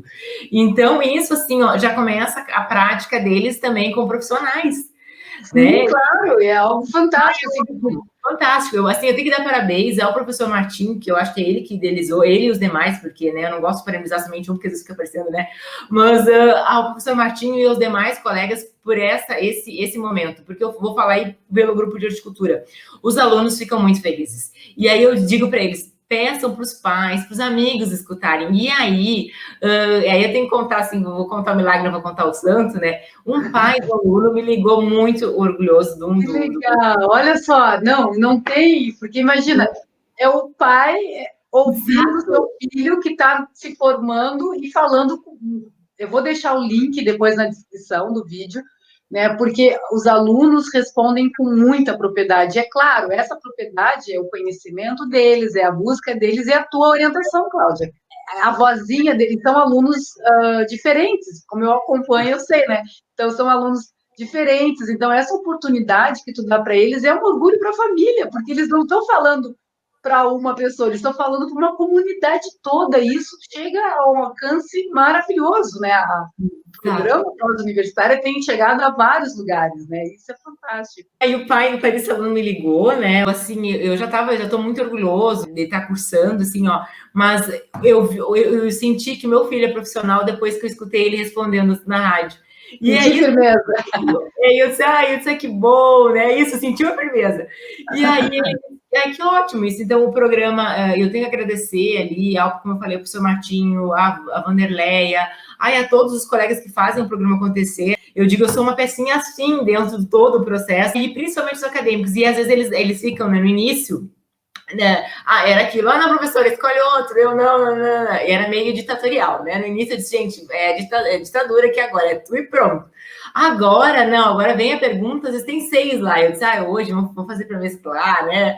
Porque eles vão sentindo mais segurança. E o programa, eu digo, só existe por causa deles, assim, eu digo, essa é a nossa parte, né? Que cabe a nós, assim, por causa deles mesmo, porque muito mais interessante do que eu lá me ouvir falar, eu acho que para eles a gente tem um somatório de outras coisas positivas. Então, eles se sentem muito felizes, assim, eu percebo que, de forma geral, agora eu fiquei muito feliz que a gente conseguiu que praticamente todos do grupo conseguissem responder, e vem questionamentos dos mais diversos. E o interessante é que são coisas práticas mesmo.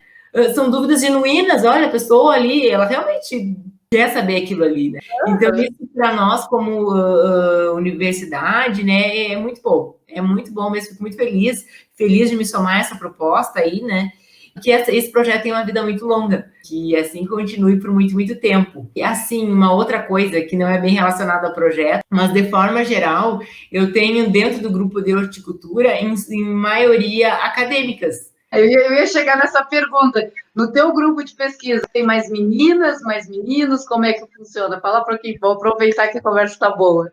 Então, é mais acadêmicas, né? Uma pequena diferença ali em relação ao número de acadêmicos, mas de forma geral é mais, né? E aí tem uma coisa muito interessante, assim, como eu faço pesquisa mais voltada a campo, mais aplicada lá, e de nenhuma maneira eu estou aí diminuindo as outras pesquisas, porque como eu digo, eu falo sempre para os alunos, a nossa pesquisa ela é super importante porque a gente está ali testando uma aplicação de uma prática para o agricultor, de alguma coisa assim, né?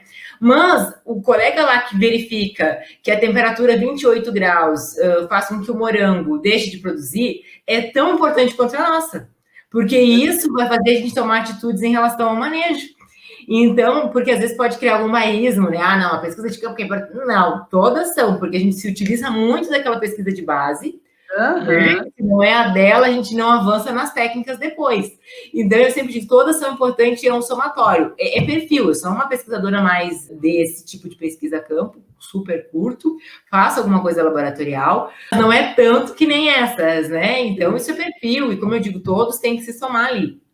Bom, e aí o que eu vejo? Vem algumas meninas, eu já tive, e de meninos também, né? Eu gosto de chamar eles de meninos e meninas, é carinhoso, assim, né? E já tive relatos, assim, de alunos, professor, eu quero porque eu não me identifico com a atividade laboratorial.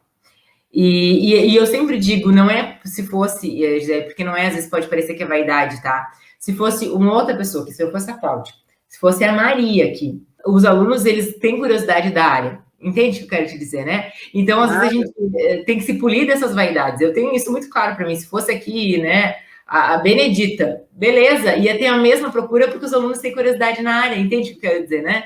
Então, é um laboratório real, né? Tem uma entrevista que eu fiz com a professora Adelita, e ela traz isso, né? Saídas de campo, né? Que é o laboratório real. Eles enxergam a teoria e a prática. E é natural para muitos estudantes, meninos ou meninas, ter esse desejo, né, de estar na prática, né, de ir para campo e ver ali como as coisas funcionam. E certamente, né, uma pesquisa por si só ela não se faz sozinha. Então, assim, a pesquisa não importa aonde tu esteja na escala da pesquisa, ela nunca se faz sozinha. É importante a gente valorizar aquele que está lá na bancada, no laboratório, aquele que está lá na área experimental, e às vezes estar na área experimental é bem complexo, não é tão simples assim. Eu imagino, né, que tu deva, né, como a conquista agora de ter uma área experimental, embora com poucos recursos, mas já é uma conquista de ter uma estufa, enfim. Mas eu imagino que tu pegou na enxada, né, para poder estar lá, para arrumar o espaço, para deixar do jeito que tu acredita que dê, ou que tem que estar, enfim. Então a gente faz isso, as pessoas que tem essa oportunidade de ter área experimental, vai lá e mete a mão. E isso é muito legal, assim, e eu acho que isso faz as diferenças, né? E cabe ressaltar, a pesquisa não se faz sozinha, nunca se fez, né? É um somatório, né? Eu menciono assim, algumas meninas, como eu digo, né, elas me procuram, né? E é isso, algumas procuram pelo fato de ser uma mulher, eu entendo bem isso. Eu já vi relatos, você não fica muito à vontade e tal, normal, beleza, né? E alguns relatos em função da área que realmente tem afinidade, não se identifica com as outras áreas, que também é normal, por ser agronomia é extenso, né? Então, beleza em relação a isso. Então, é aquilo, assim como outros acadêmicos procuram outros professores por outras coisas, né?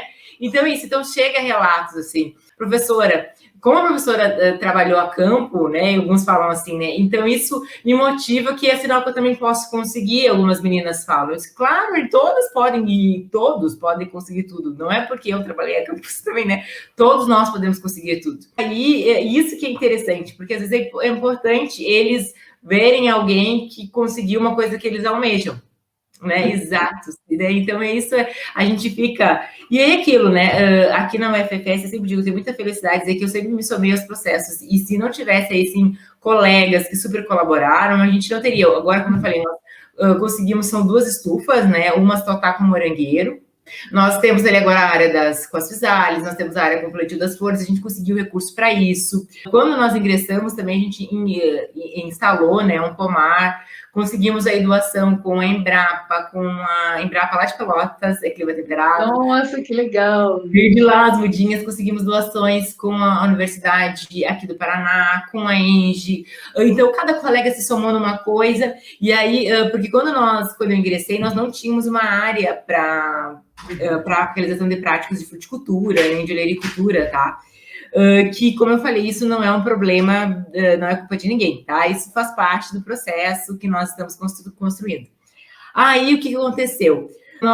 E aí, então, vamos construir isso, vamos se somar, né? Então, nós não tínhamos uma área experimental para a realização da prática de fruticultura nem olericultura.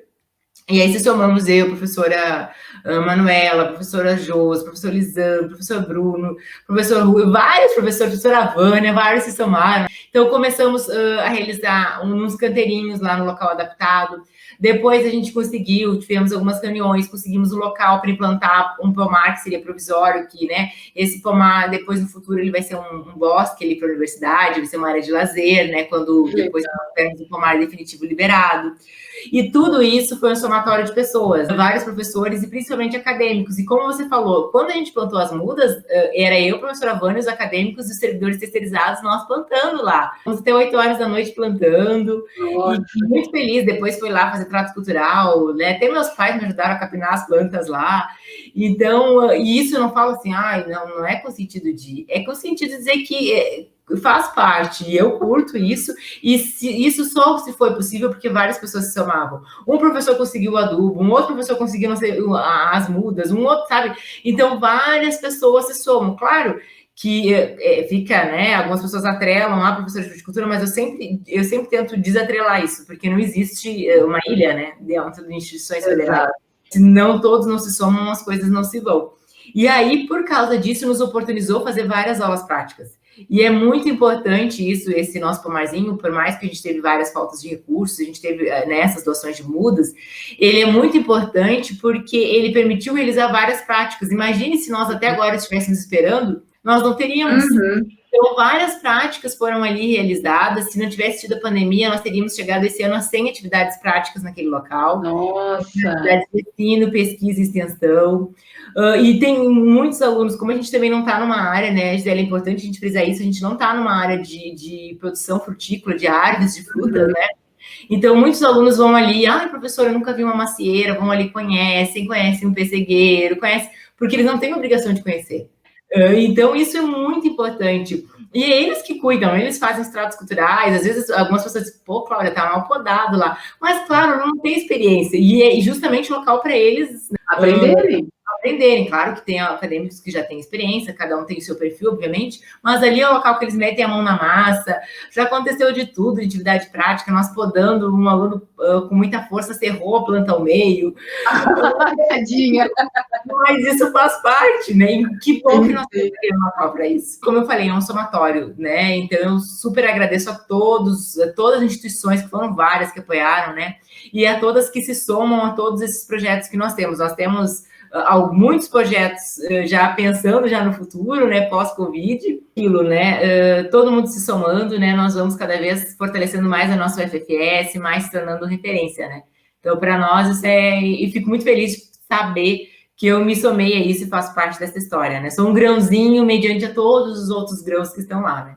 Mas aí, de grão em grão, né, que se constrói né, o que temos hoje. A Universidade Federal da Fronteira Sul, cada vez mais, ela tem né, expandido não só na qualidade dos profissionais, mas nessa busca, né? Porque se tu, por exemplo, mesmo que eu já passei por isso, né? Tu tem a área, tu ganha a área experimental, mas tu tem que ir lá, tu tem que trabalhar, e aí tu tem que meter a mão, embora a gente tenha colegas, graças a Deus, a gente tem colegas e parceiros que vão lá, nos ajudam, né?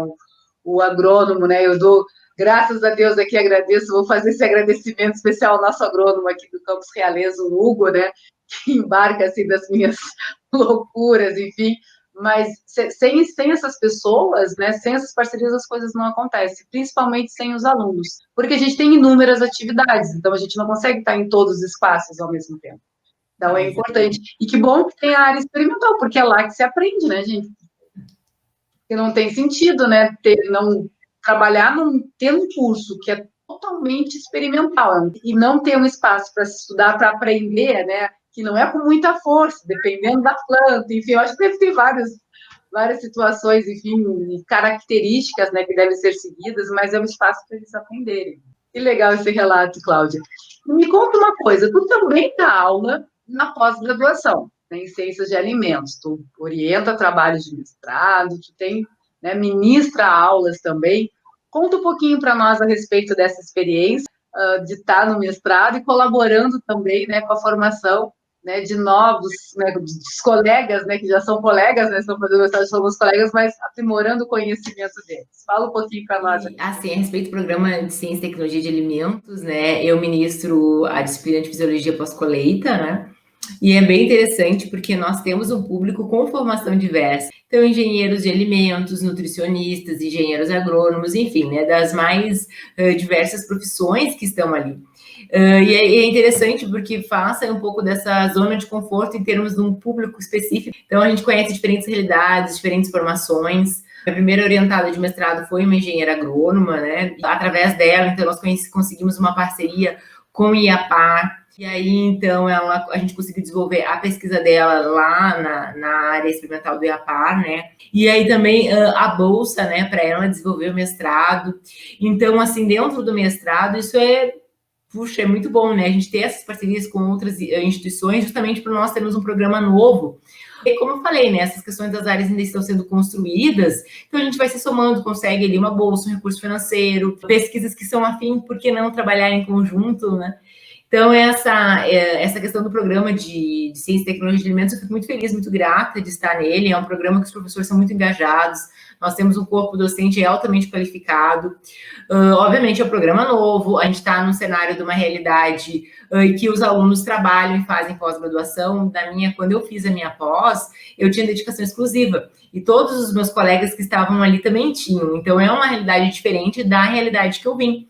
Então, nós temos os acadêmicos, né, temos poucas bolsas, justamente por ser um programa novo, né, isso faz parte.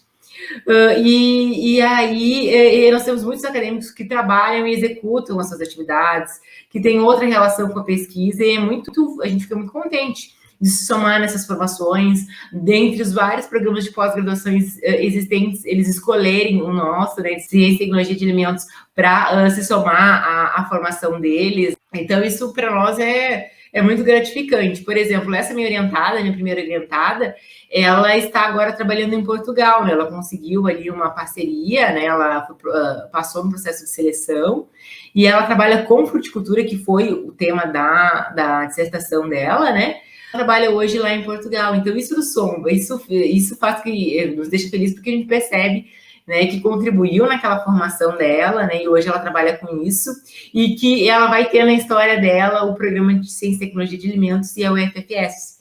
Então, isso nos deixa muito contente, né? Um programa novo, com uma outra realidade, que nos faz pensar, que nos faz refletir sobre de vindas, da maneira que nós viemos, né? Das cobranças que nós tínhamos, que aí muda, né? O aluno ali que ele está trabalhando, ele tem um outro comprometimento em relação à pós, de certas flexibilidades que nós temos que ter, de certas outras compreensões, que é um processo, né? Como tu mesmo falasse, a maturidade que nós vamos tendo ao longo do caminho, né? Isso me faz ter várias reflexões em relação ao programa de pós-graduação. E eu vejo ali, que me deixa muito feliz, é que realmente existe um esforço de todos, né, para que o programa cada vez mais contribua com a região e com a formação dos profissionais que ali estão. Legal, Cláudia. E é importante isso, são as possibilidades, né, que o mestrado tem proporcionado para os alunos, tanto na área científica, né, propriamente dito, como na área propriamente dita de trabalho, né, a campo.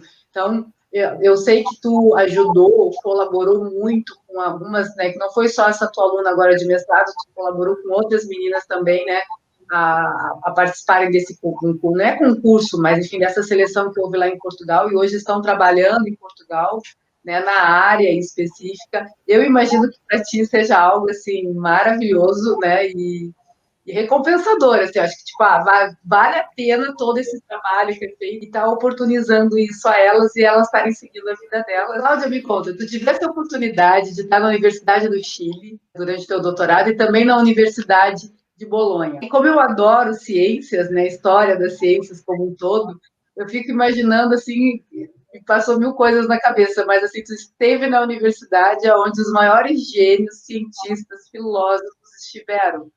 E lá, em especial, teve a primeira mulher cientista a ensinar anatomia, com 20 anos de idade, a Laura Bassi.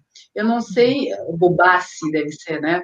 Eu não sei, me conta essa experiência, como foi estar lá nesses dois lugares diferentes, né? Então, como eles enxergam a mulher da ciência, o Chile e lá na Itália, esses lugares, né? Como é que eles valorizam os cientistas, enfim. Eu fico imaginando que deve ser um templo, né? Tá nesse lugar, assim, onde todas essas pessoas estiveram. Conta um pouquinho para nós a respeito disso.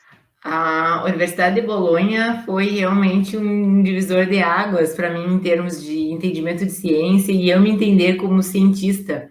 Porque quando eu fazia mestrado e doutorado, eu não me entendia assim como cientista. Lá eu realmente senti que eu era uma cientista. Isso é uma coisa nossa, percepção nossa, né? Lá olha, você realmente é um cientista, né? Então, primeiro já começou com o meu orientador, né? O professor Muzaki, é um homem, como o europeu de forma geral, eles são bem diretos e retos, né? E eu lembro que antes de eu ir para lá, a minha orientadora, que foi uma professora muito importante para mim, né? Que foi tanto mestrado quanto doutorado, hoje, atualmente, né, pesquisadora da Embrapa, o Vivinho, né, localizada lá em Vacaria, a doutora Andrea De Rossi, ela foi importantíssima, né, para mim nesse processo de mestrado e doutorado. E aí ela, bom, enfim, nós íamos executar parte da pesquisa lá. O meu trabalho de doutorado era com a cultura da pereira, né, com porta-enxertos, e o meu orientador lá na Itália, ele é um dos grandes nomes em termos de porta-enxertos de pereira no mundo. Só que ele é um homem muito direto, muito reto, assim, né? Então ele veio para o Brasil para fazer uma palestra, ele foi convidado, ele já tinha vindo algumas vezes ao Brasil, e ele veio e ele falou assim, olha, eu quero entrevistar ela antes dela ir para lá. E aí eu recordo que já na entrevista ele foi muito direto e reto. Ele disse, ó, tu vai lá para trabalhar ou tu vai lá para passear? Porque se tu vai lá para passear, nem vai, porque eu te mando de volta. E aí, assim, né, eu disse, não, expliquei tudo para ele e tal, e ele disse que depois da entrevista ele ia dar o ok se ele iria liberar a minha ida para lá ou não. E aí ele, ok, ele disse, não, gostei muito dela, acho que ela tem perfil e pode ir para lá, porque ele é realmente muito direto e reto e acontece isso, né? com alguns professores que ele achou que, algumas pessoas, alguns pesquisadores que foram para lá, e ele acreditou que não estavam se envolvendo adequadamente, ele solicitou o descredenciamento e solicitou que as pessoas retornassem aos seus países, sem problema algum. Então, você imagina que eu já fiquei, né, puxa, a gente já começa, né, não quer causar nenhum incidente diplomático, né. E aí eu fui para lá, e aí eu casei, interessante de mencionar, né, que eu casei no meio da minha graduação. O meu esposo, eu já, né, quando eu fui no doutorado, eu já tinha muitos anos de casado. E aí eu fui, e aí quando eu fui para lá, meu esposo, né, e ele disse assim para mim, olha, Cláudia, vamos te dar 3 opções, né, ou eu vou no início contigo para te ajudar a te instalar, ou eu te visito no meio da tua temporada, lá no meio do período que você estiver, né, ou eu vou no final, porque a gente retorna juntos, né? Não tem como eu passar todo o período contigo lá, até porque ele trabalhava aqui no Brasil, tinha a empresa dele aqui no Brasil, né? Ele com os recursos dele também, né? E aí, então, eu disse, olha, eu prefiro que vá no início, porque eu sempre acho o início mais difícil ali, né? Então, no início é importante que você tenha aquele apoio, aquela pessoa para ir contigo ali, compartilhar. E quando eu cheguei lá na instituição, e aí foi eu e o Josué, nós fomos na universidade lá, né? E aí foi muito engraçado que o professor chegou, conversou comigo, aí conversou com o Josué, e ele foi e apresentou todo o departamento para o Josué. Parecia que era o Josué que ia ingressar lá. Depois eu compreendi aquilo ali, porque ele queria mostrar para o Josué que eu estava bem, que eu estaria bem instalada, que ele não precisaria se preocupar. Ele mostrou, apresentou tudo para ele, onde eu ia trabalhar, tudo assim. E aí que eu cheguei, eu gostei que logo que eu cheguei lá, já tinha uma outra pesquisadora que trabalhava com ele, me recebeu com uma plaquinha. Eu cheguei e tinha uma sala que tinha o meu nome, dizia, né, doutoranda Cláudia Lima. Isso aqui na instituição que eu estava, não tinha uma sala com o meu nome, tinha uma sala de pós-graduação, né? E aí as pessoas que estavam lá me chamavam de cientista. E foi aí que eu digo que a percepção que eu tive que eu era uma cientista. E lá eles recebem gente de todo mundo, né? Realmente tinha, só ali no departamento, no período que eu estava, tinha gente de Israel, do Japão, da China, né, dos Estados Unidos, da Rússia, tinha gente de todo o planeta, que nem eu brinco, né? Então, eles recebem gente de todo mundo, já estão acostumados com isso, e nos tratam realmente como cientista, e o professor, né, ele fez essa apresentação ali, né, e eu lembro disso, assim, para ele, que ele, né, fez todo essa demonstração para verificar que estava tudo bem, e para mostrar ali para ele que ele não precisava se preocupar, como meu companheiro, que eu estaria bem instalada, né, em termos institucionais. E aí depois, todos os tratamentos que eu via lá, eu não senti nenhuma diferença em relação a gênero, sabe? Nós tínhamos reuniões quinzenalmente, né, para discutir os projetos que estavam em andamento. Na primeira reunião, assim, até pela questão de ingressar no grupo novo, né, eu entrei muda e saí calada, né, que nem um brinco, e depois as outras reuniões era muito importante eu falar de todos, né, de todas, e não se tinha nunca senti nenhuma diferença em relação por eu ser mulher, né? E eu acho que justamente por isso, porque lá tudo se iniciou, porque eles recebem gente de todo o planeta, que nem eu brinco, né? Então, eles já têm uma outra percepção. Para eles não realmente, isso acho que é uma discussão que já não se tem lá. Então, nós tínhamos muitas mulheres trabalhando.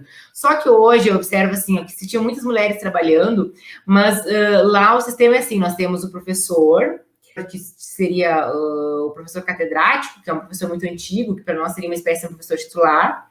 Nós temos o pesquisador, que também é professor, professor, não que esse professor catedrático não seja, mas ele já é um professor muito antigo na instituição, já fez muitos projetos de pesquisas, de extensão, de ensino, ele já está, né, como se fosse um titular nosso. E aí nós temos, aliado a esse professor, dentro desse grupo, nós temos o professor pesquisador, nós temos uma pesquisadora e um analista, tá? O meu orientador era esse professor pesquisador. Para você se tornar esse professor titular, você só se torna, né, eu digo titular, que é esse professor catedrático, quando esse catedrático, ele se aposenta ou ocorre ali o falecimento, enfim, por algum motivo ele saiu, senão não há essa vaga. E aí quem provavelmente vai assumir é esse professor pesquisador que está avaliado, tá? É assim que funciona, é um processo muito mais demorado do que o nosso em relação aí a essa questão de cargos. Eu estava aliada a esse professor. Então, só para contextualizar como que era lá. Mas o que eu quero dizer é que, apesar de ter muitas mulheres no departamento trabalhando, pesquisadoras, tá? Professoras pesquisadoras e pesquisadoras aliadas a esses professores pesquisadores, tinha poucas professoras catedráticas, isso que é melhor falando, né? Eram mais professores, tá? Mas, assim, não, eu em nenhum momento senti nenhuma diferença, de jeito nenhum, fui muito bem recebida, né? Muito bem tratada, e como eu disse, foi ali que eu me entendi como cientista, e eu acho que é justamente por causa desse histórico deles. E uma coisa que ficou muito clara para mim foi assim, eles tinham um experimento de muitos anos, porque lá, experimento de longa duração é bem comum e normal. Aqui no Brasil, a gente tem uma certa dificuldade de fazer experimentos de longas durações, porque a gente é muito cobrado por resultados meio que imediatos, né? E a gente também não consegue financiadores por tanto tempo, né? Por esse período mais extenso. Então, lá eles tinham experimento com empresas privadas financiando, né? Eles têm muito problema com salinidade de solo, então eu estava trabalhando com porta-enxertos e todos os anos eles retiravam algumas plantas, que já faziam 50 anos que lá estavam, para verificar como estava em termos de desenvolvimento das raízes, etc e tal. E aí fui eu, essa pesquisadora para campo e uma analista. E aí vem a questão de machismo estrutural meu, né? E aí eu pensei, puxa, nós tínhamos que arrancar aquelas plantas. Ele foi com, né, com trator, pá, enxada. E eu pensei assim, será que não vai vir nenhum homem para nos ajudar? Não, era nós ali, nós fizemos, trabalhamos, conseguimos, cansamos, obviamente, né? Talvez não tenhamos as mesmas forças físicas, né? Mas foi feito. Mas a partir dali me deu, opa, deu esse start, sabe, assim, e foi feito, e ninguém se sentiu vitimizado, isso era normal, isso era mais um pensamento meu em relação ali àquele momento, né. Nós fizemos todas as avaliações, nós tiramos mais de 150 plantas, e aí fizemos várias avaliações, puxa, para o meu conhecimento, eu queria saber em termos ali de porta-enxertos, foi singular, assim, né, único, e é isso, então tinha muita essa discussão, era muito aflorada, né. E, claro, depois das partidas próximas eu comecei a contribuir, e na última até o professor falou assim, eu nunca me esqueço, ele falou assim, na última, ele disse assim, a Cláudia deu uma palestra, ela se esqueceu que será uma discussão, só ela falou, porque aí você vai pegando mais confiança, vai entendendo o ritmo, né, e ele, meu orientador, ele realmente, eu agradeço, ele tinha um jeito um pouco mais seco, né, que para nós aqui é um pouco mais seco, é questão cultural, mas os ensinamentos foram muito grandes, e hoje ele nem é mais professor lá na Universidade de Bolonha, ele foi convidado, e ele é professor na Universidade dos Estados Unidos, de grande renome lá, e ele levou todo o grupo de pesquisa com ele, essa pesquisadora que era com ele levou todo mundo. E ele era uma pessoa, assim, que não era muito de elogiar, assim, né?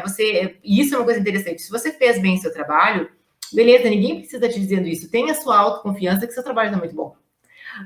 Isso foi uma coisa que eu aprendi lá, né? A gente... tá bom, eu não preciso que o externo diga que tá bom. Eu sei que tá bom, sabe? E isso foi uma coisa muito interessante deles. Eles têm isso muito claro, realmente tá bom. E quando tá ruim também, né? Muita facilidade em relação a isso.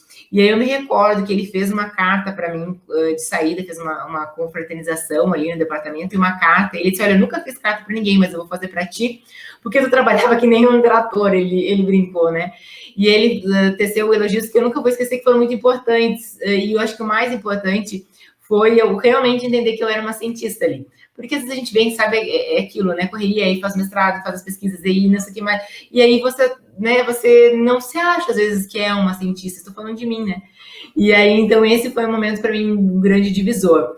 Na Universidade do Chile, também, professores homens, né? Muitas mulheres trabalhando na pesquisa, muitas mulheres ali com muita experiência na área técnica, na área prática, né? Que isso também eu achei um grande diferencial, e essas relações com as empresas privadas também, que eu achei também bem diferente, né? Do que eu estava acostumada, do que eu tinha vivenciado, né? Claro, um pouco mais latinos, né? Como nós, né? Latinos somos todos, né? E aí, claro, quando tinha coisa mais a campo, se levava um colega, né? Um homem ali para auxiliar nessa questão física, mas do resto, assim, eu senti que aparentemente, né? Tínhamos muitas mulheres, mas poucas com cargos assim como titulares, né? Como também observei ali na Itália, isso não foi uma questão somente vista somente aqui na Universidade do Chile, né? Mas ambas me somaram muito. Foi uma experiência muito interessante com os agricultores lá na universidade, que como professor tinha com várias empresas privadas, com produtores. Então eu fui a tudo, ele me levou em todos os lugares. Ele pouco parou lá na Itália no período que eu estava, até isso é importante, né? Ele estava no Japão, estava nos Estados Unidos dando palestra, consultoria, um monte de coisa, mas os momentos que ele estava foram muito bons. Justamente sobre esse sentimento, né?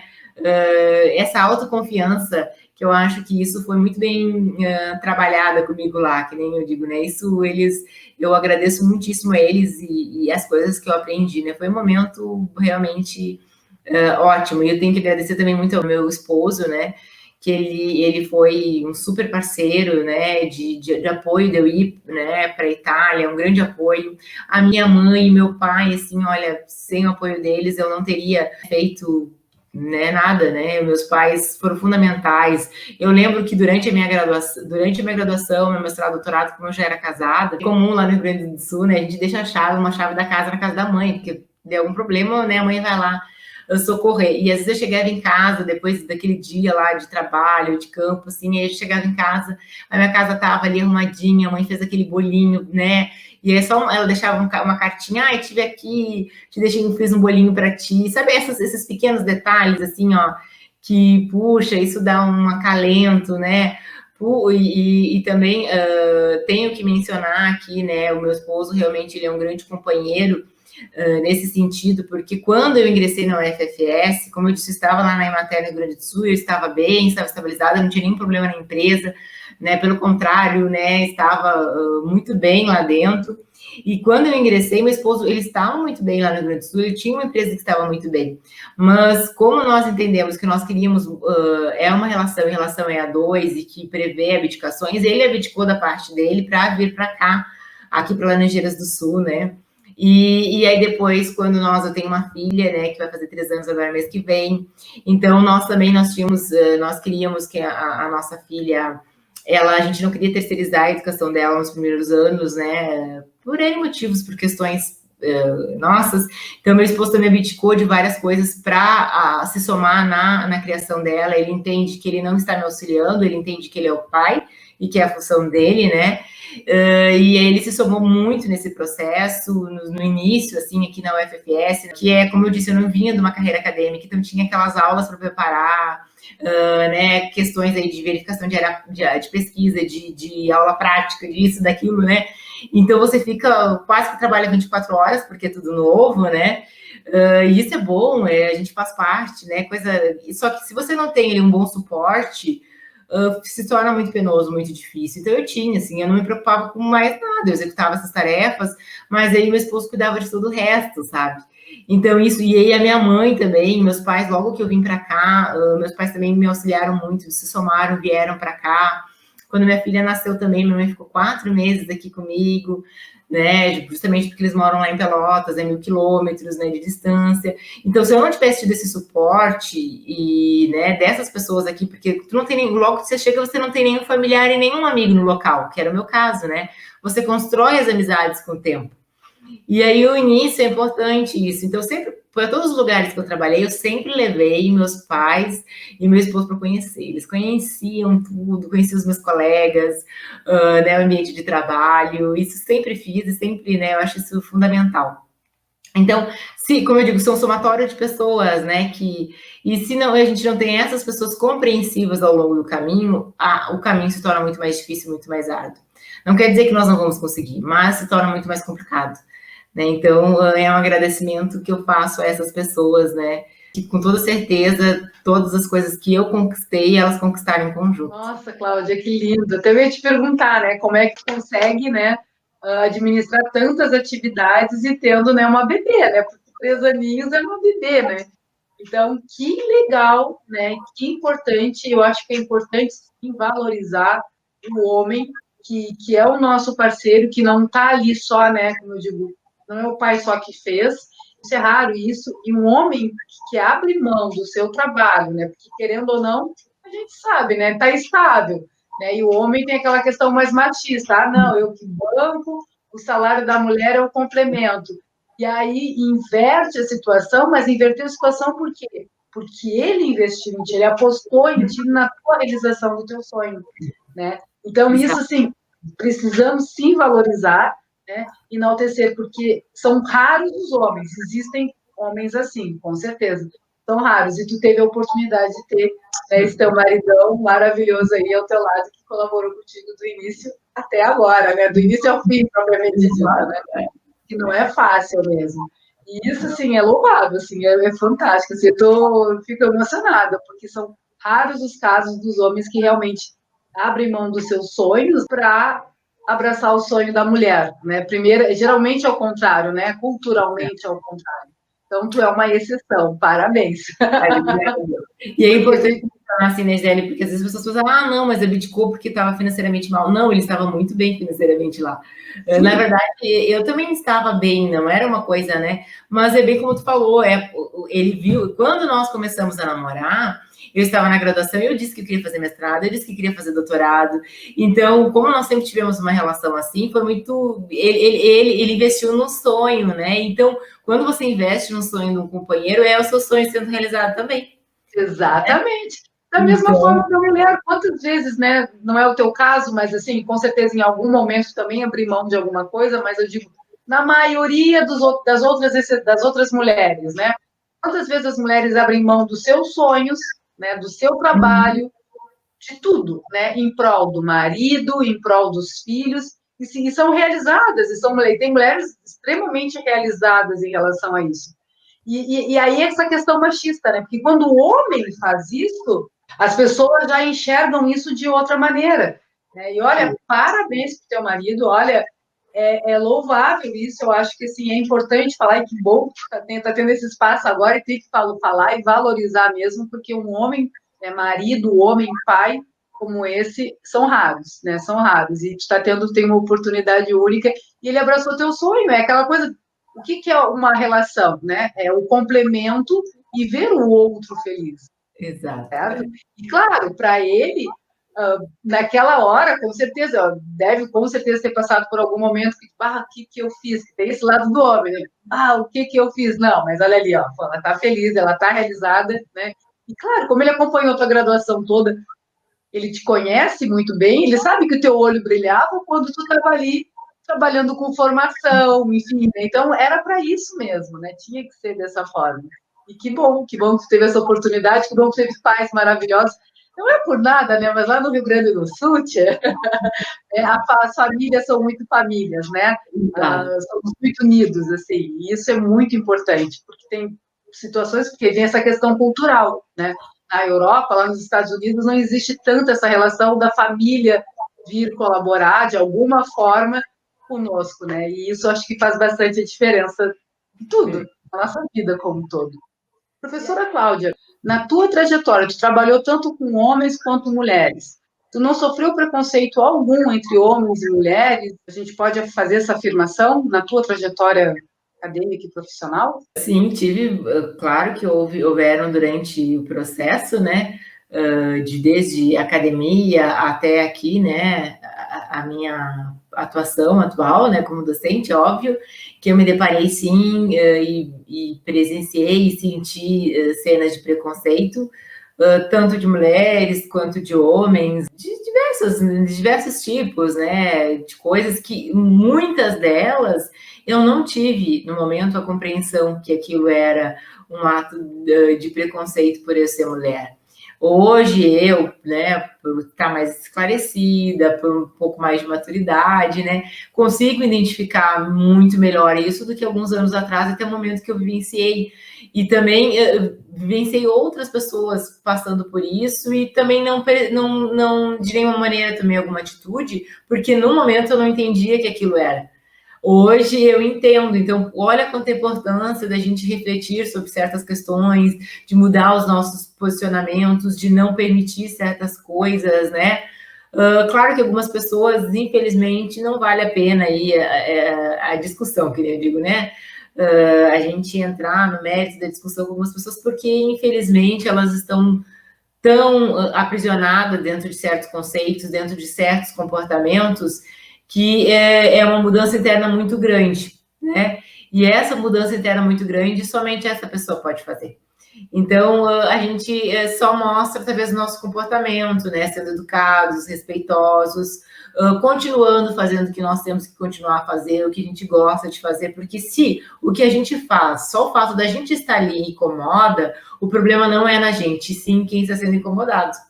Né? Então, se você está fazendo tudo correto, se você está sendo certo, né? Se você não está desrespeitando ninguém, continue fazendo o que você tem que fazer. Se a pessoa tem algum problema com isso, porque você que está fazendo, o problema é da pessoa, certo? Então, ela sempre vai ter uma oportunidade para conversar, né? Independente de qual for a pessoa, independente de qual for a situação, isso aqui é mais no sentido de uma reflexão, né? E aí, então, a pessoa tem sempre dê a oportunidade de ela vir conversar com você e, obviamente, você conversar com a pessoa, né? Isso são pessoas adultas fazem, né? Mas lembre-se, ninguém, e isso é uma coisa que cada vez mais eu tenho trabalhado e passo para os meus orientados, né? Ninguém pode ter o poder de te tirar da tua paz. Você não pode permitir que alguém tenha tanto poder sobre você que te tire da tua paz, do teu centro, do que você acredita. Né? Então, as pessoas têm limites sobre nós. Então, elas têm que compreender esses limites. É só isso. Né? Então, deixe lá, se incomoda, né? Paciência. Então, essa pessoa tem que se trabalhar, né? Mas não deixem de fazer. Como eu disse, infelizmente, presenciei, vivi e também tenho que botar minha parcela de culpa, também não, quando vi algumas situações, não tive a compreensão que era. Que pena, né? Que não foi hoje. Mas só sou isso hoje porque passei por isso, né? Então, também agradeço até essas vivências, assim, não tão positivas, né? Às vezes é uma questão de maturidade, tem coisas que a gente só entende com a maturidade, com o tempo, né? E, de fato, assim, existe muito, eu falo por mim, né? Assim, de alguns preconceitos gritantes, né? Então, porque, como tu falou, eu estou fazendo o meu trabalho, né? Não é porque eu estou fazendo o meu trabalho que eu seja melhor do que o A, que o B, que C. Ninguém é melhor do que ninguém. As pessoas não têm o direito de se incomodar porque eu estou fazendo, né? Ou porque eu consegui aprovar um projeto, né? E num nível A e o outro no nível B, enfim. Eu corri atrás, eu trabalhei, né? Eu me dediquei, escrevi o projeto, e um projeto, às vezes, não é, digo, eu falo por mim, eu acredito pela tua historicidade também, né, Cláudia? O projeto, às vezes, não é um projeto que sai do nada, não, vou escrever tal coisa, não. É uma historicidade, é uma pesquisa que está sendo feita e ela está tendo uma crescência ao longo do tempo, né? Então, é todo um trabalho, às vezes, de anos para tu conseguir, por exemplo, eu estou falando de uma situação que aconteceu comigo, tu aprovar um projeto com valor alto e as pessoas viriam questionar como. Eu escutei isso, houve relatos como aprovou, né? Ela aprovou um projeto assim se eu não consigo um livro, por exemplo. E isso dói muito, sabe? Dói muito enquanto mulher, enquanto pesquisadora. Mas, assim, isso não faz com que eu desista, não. Né? E acho que isso não deve fazer com que nenhuma mulher desista. E, às vezes, o preconceito não é só por parte dos homens também. Às vezes, de mulheres também, né? Isso acontece dependendo do segmento, da área que tu esteja. Não dá para a gente generalizar, é claro, né? Mas a maturidade vai fazendo com que a gente consiga, né, enfrentar outras situações, né, que porventura venham, espero que não venham, né, porque às vezes é um absurdo, né, como eu já falei em outro momento. Estar numa universidade, né, onde tu está lidando com colegas, doutores, mestres, doutores, que têm um científico, um de pensamento, um conhecimento de vida muito maior, esse tipo de preconceito não poderia existir e não deve existir. Cláudia, existe alguma mulher cientista, né, ou alguma mulher que contribuiu para a tua trajetória científica, acadêmica e de vida? Conta para nós, por favor. Tem sim, né? Eu acho que inicialmente a minha mãe, né? Eu acho que é a mãe da gente, né? Eu lembro dela me levar de noite, porque ela estudava à noite, né?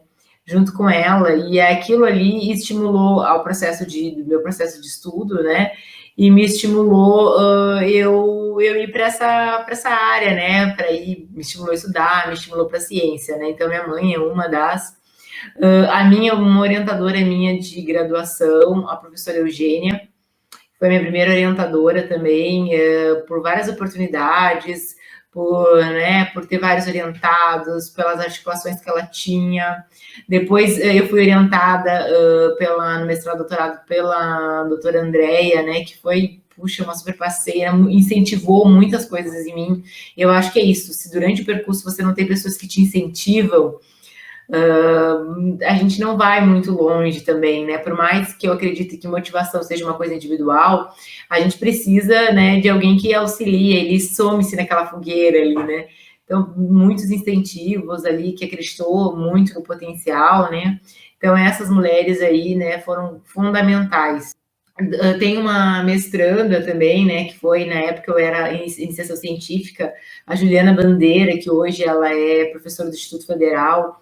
Eu lembro que eu estava na graduação, ela assim, Cláudia, eu vou te ensinar estatística, eu tinha feito na graduação, mas era diferente daquela estatística mais voltada para os experimentos. Ela disse, eu vou te ensinar para você saber e para depois você até mesmo fazer para os seus experimentos, fazer para os outros. Puxa, e aquilo ali foi muito importante para mim, foi um diferencial. Eu lembro que eu já entrei no mestrado, eu já sabia utilizar os programas estatísticos, já sabia interpretar gráficos, e muito por essa auxílio dessa pesquisadora que parou ali para sentar, para explicar, né? E aí são essas, aí foram tantas outras colegas, as colegas ali que eu dividi, né, durante o mestrado ali, a Simone Galar, grande amiga minha, que hoje é extensionista da Emater, né, a maneira criteriosa que ela trabalhava com a pesquisa, isso também somou muito a mim. Outra pesquisadora, que são várias, né, a Zeni Tomás, né, que é uma pós-doutoranda lá na Universidade Federal de Pelotas, fez mestrado, doutorado comigo, de ter uma visão diferenciada sobre o problema de pesquisa, isso também é uma particularidade que eu via muito ela fazendo, né? Então, aí só citando alguns, são tantos, senão daqui a pouco, né, a gente vai ser extensa. E uma futura pesquisadora é minha filha, né, que ela vai fazer 3 anos, a Sara. Todo bebê é um pesquisador, né? Se a gente observar. E aí eu percebo que ela faz aquilo que às vezes a gente, como pesquisador, se esquece, né? Não deu certo, ela vai lá, tenta de uma outra maneira, até ela conseguir, né? Ou nos encaixes dos brinquedos dela, ou enfim, né? E é isso, a gente tenta, vai buscando outras soluções para aquele problema, porque a ciência é isso, né? Tentar buscar aí respostas para alguns problemas, né? Ou trazer outras perguntas para o problema que se tem. E a criança faz isso com muita ingenuidade, né? Com muita... É muito genuíno isso, é lindo. Então, aí, uma grande cientista que eu tenho em casa, como eu digo, né? Ela faz muita experimentação, que nem eu falo, né? Então, essas seriam algumas, né? Até peço desculpa se eu me esqueci de alguma pessoa importante, são tantos nomes, todos, né, contribuíram. A Sara, não posso esquecer a Sara, minha filha, a Sara, pesquisadora lá da Itália, que foi uma das minhas orientadoras, né? Pela maneira ali rigorosa que ela tratava a pesquisa, isso também contribuiu muito para minha formação, né, como pesquisadora. Então, essas são aí, né, as mulheres que se somaram a mim, que se somaram na minha formação, e hoje eu tenho certeza que eu trago um pouquinho de cada uma delas dentro de mim.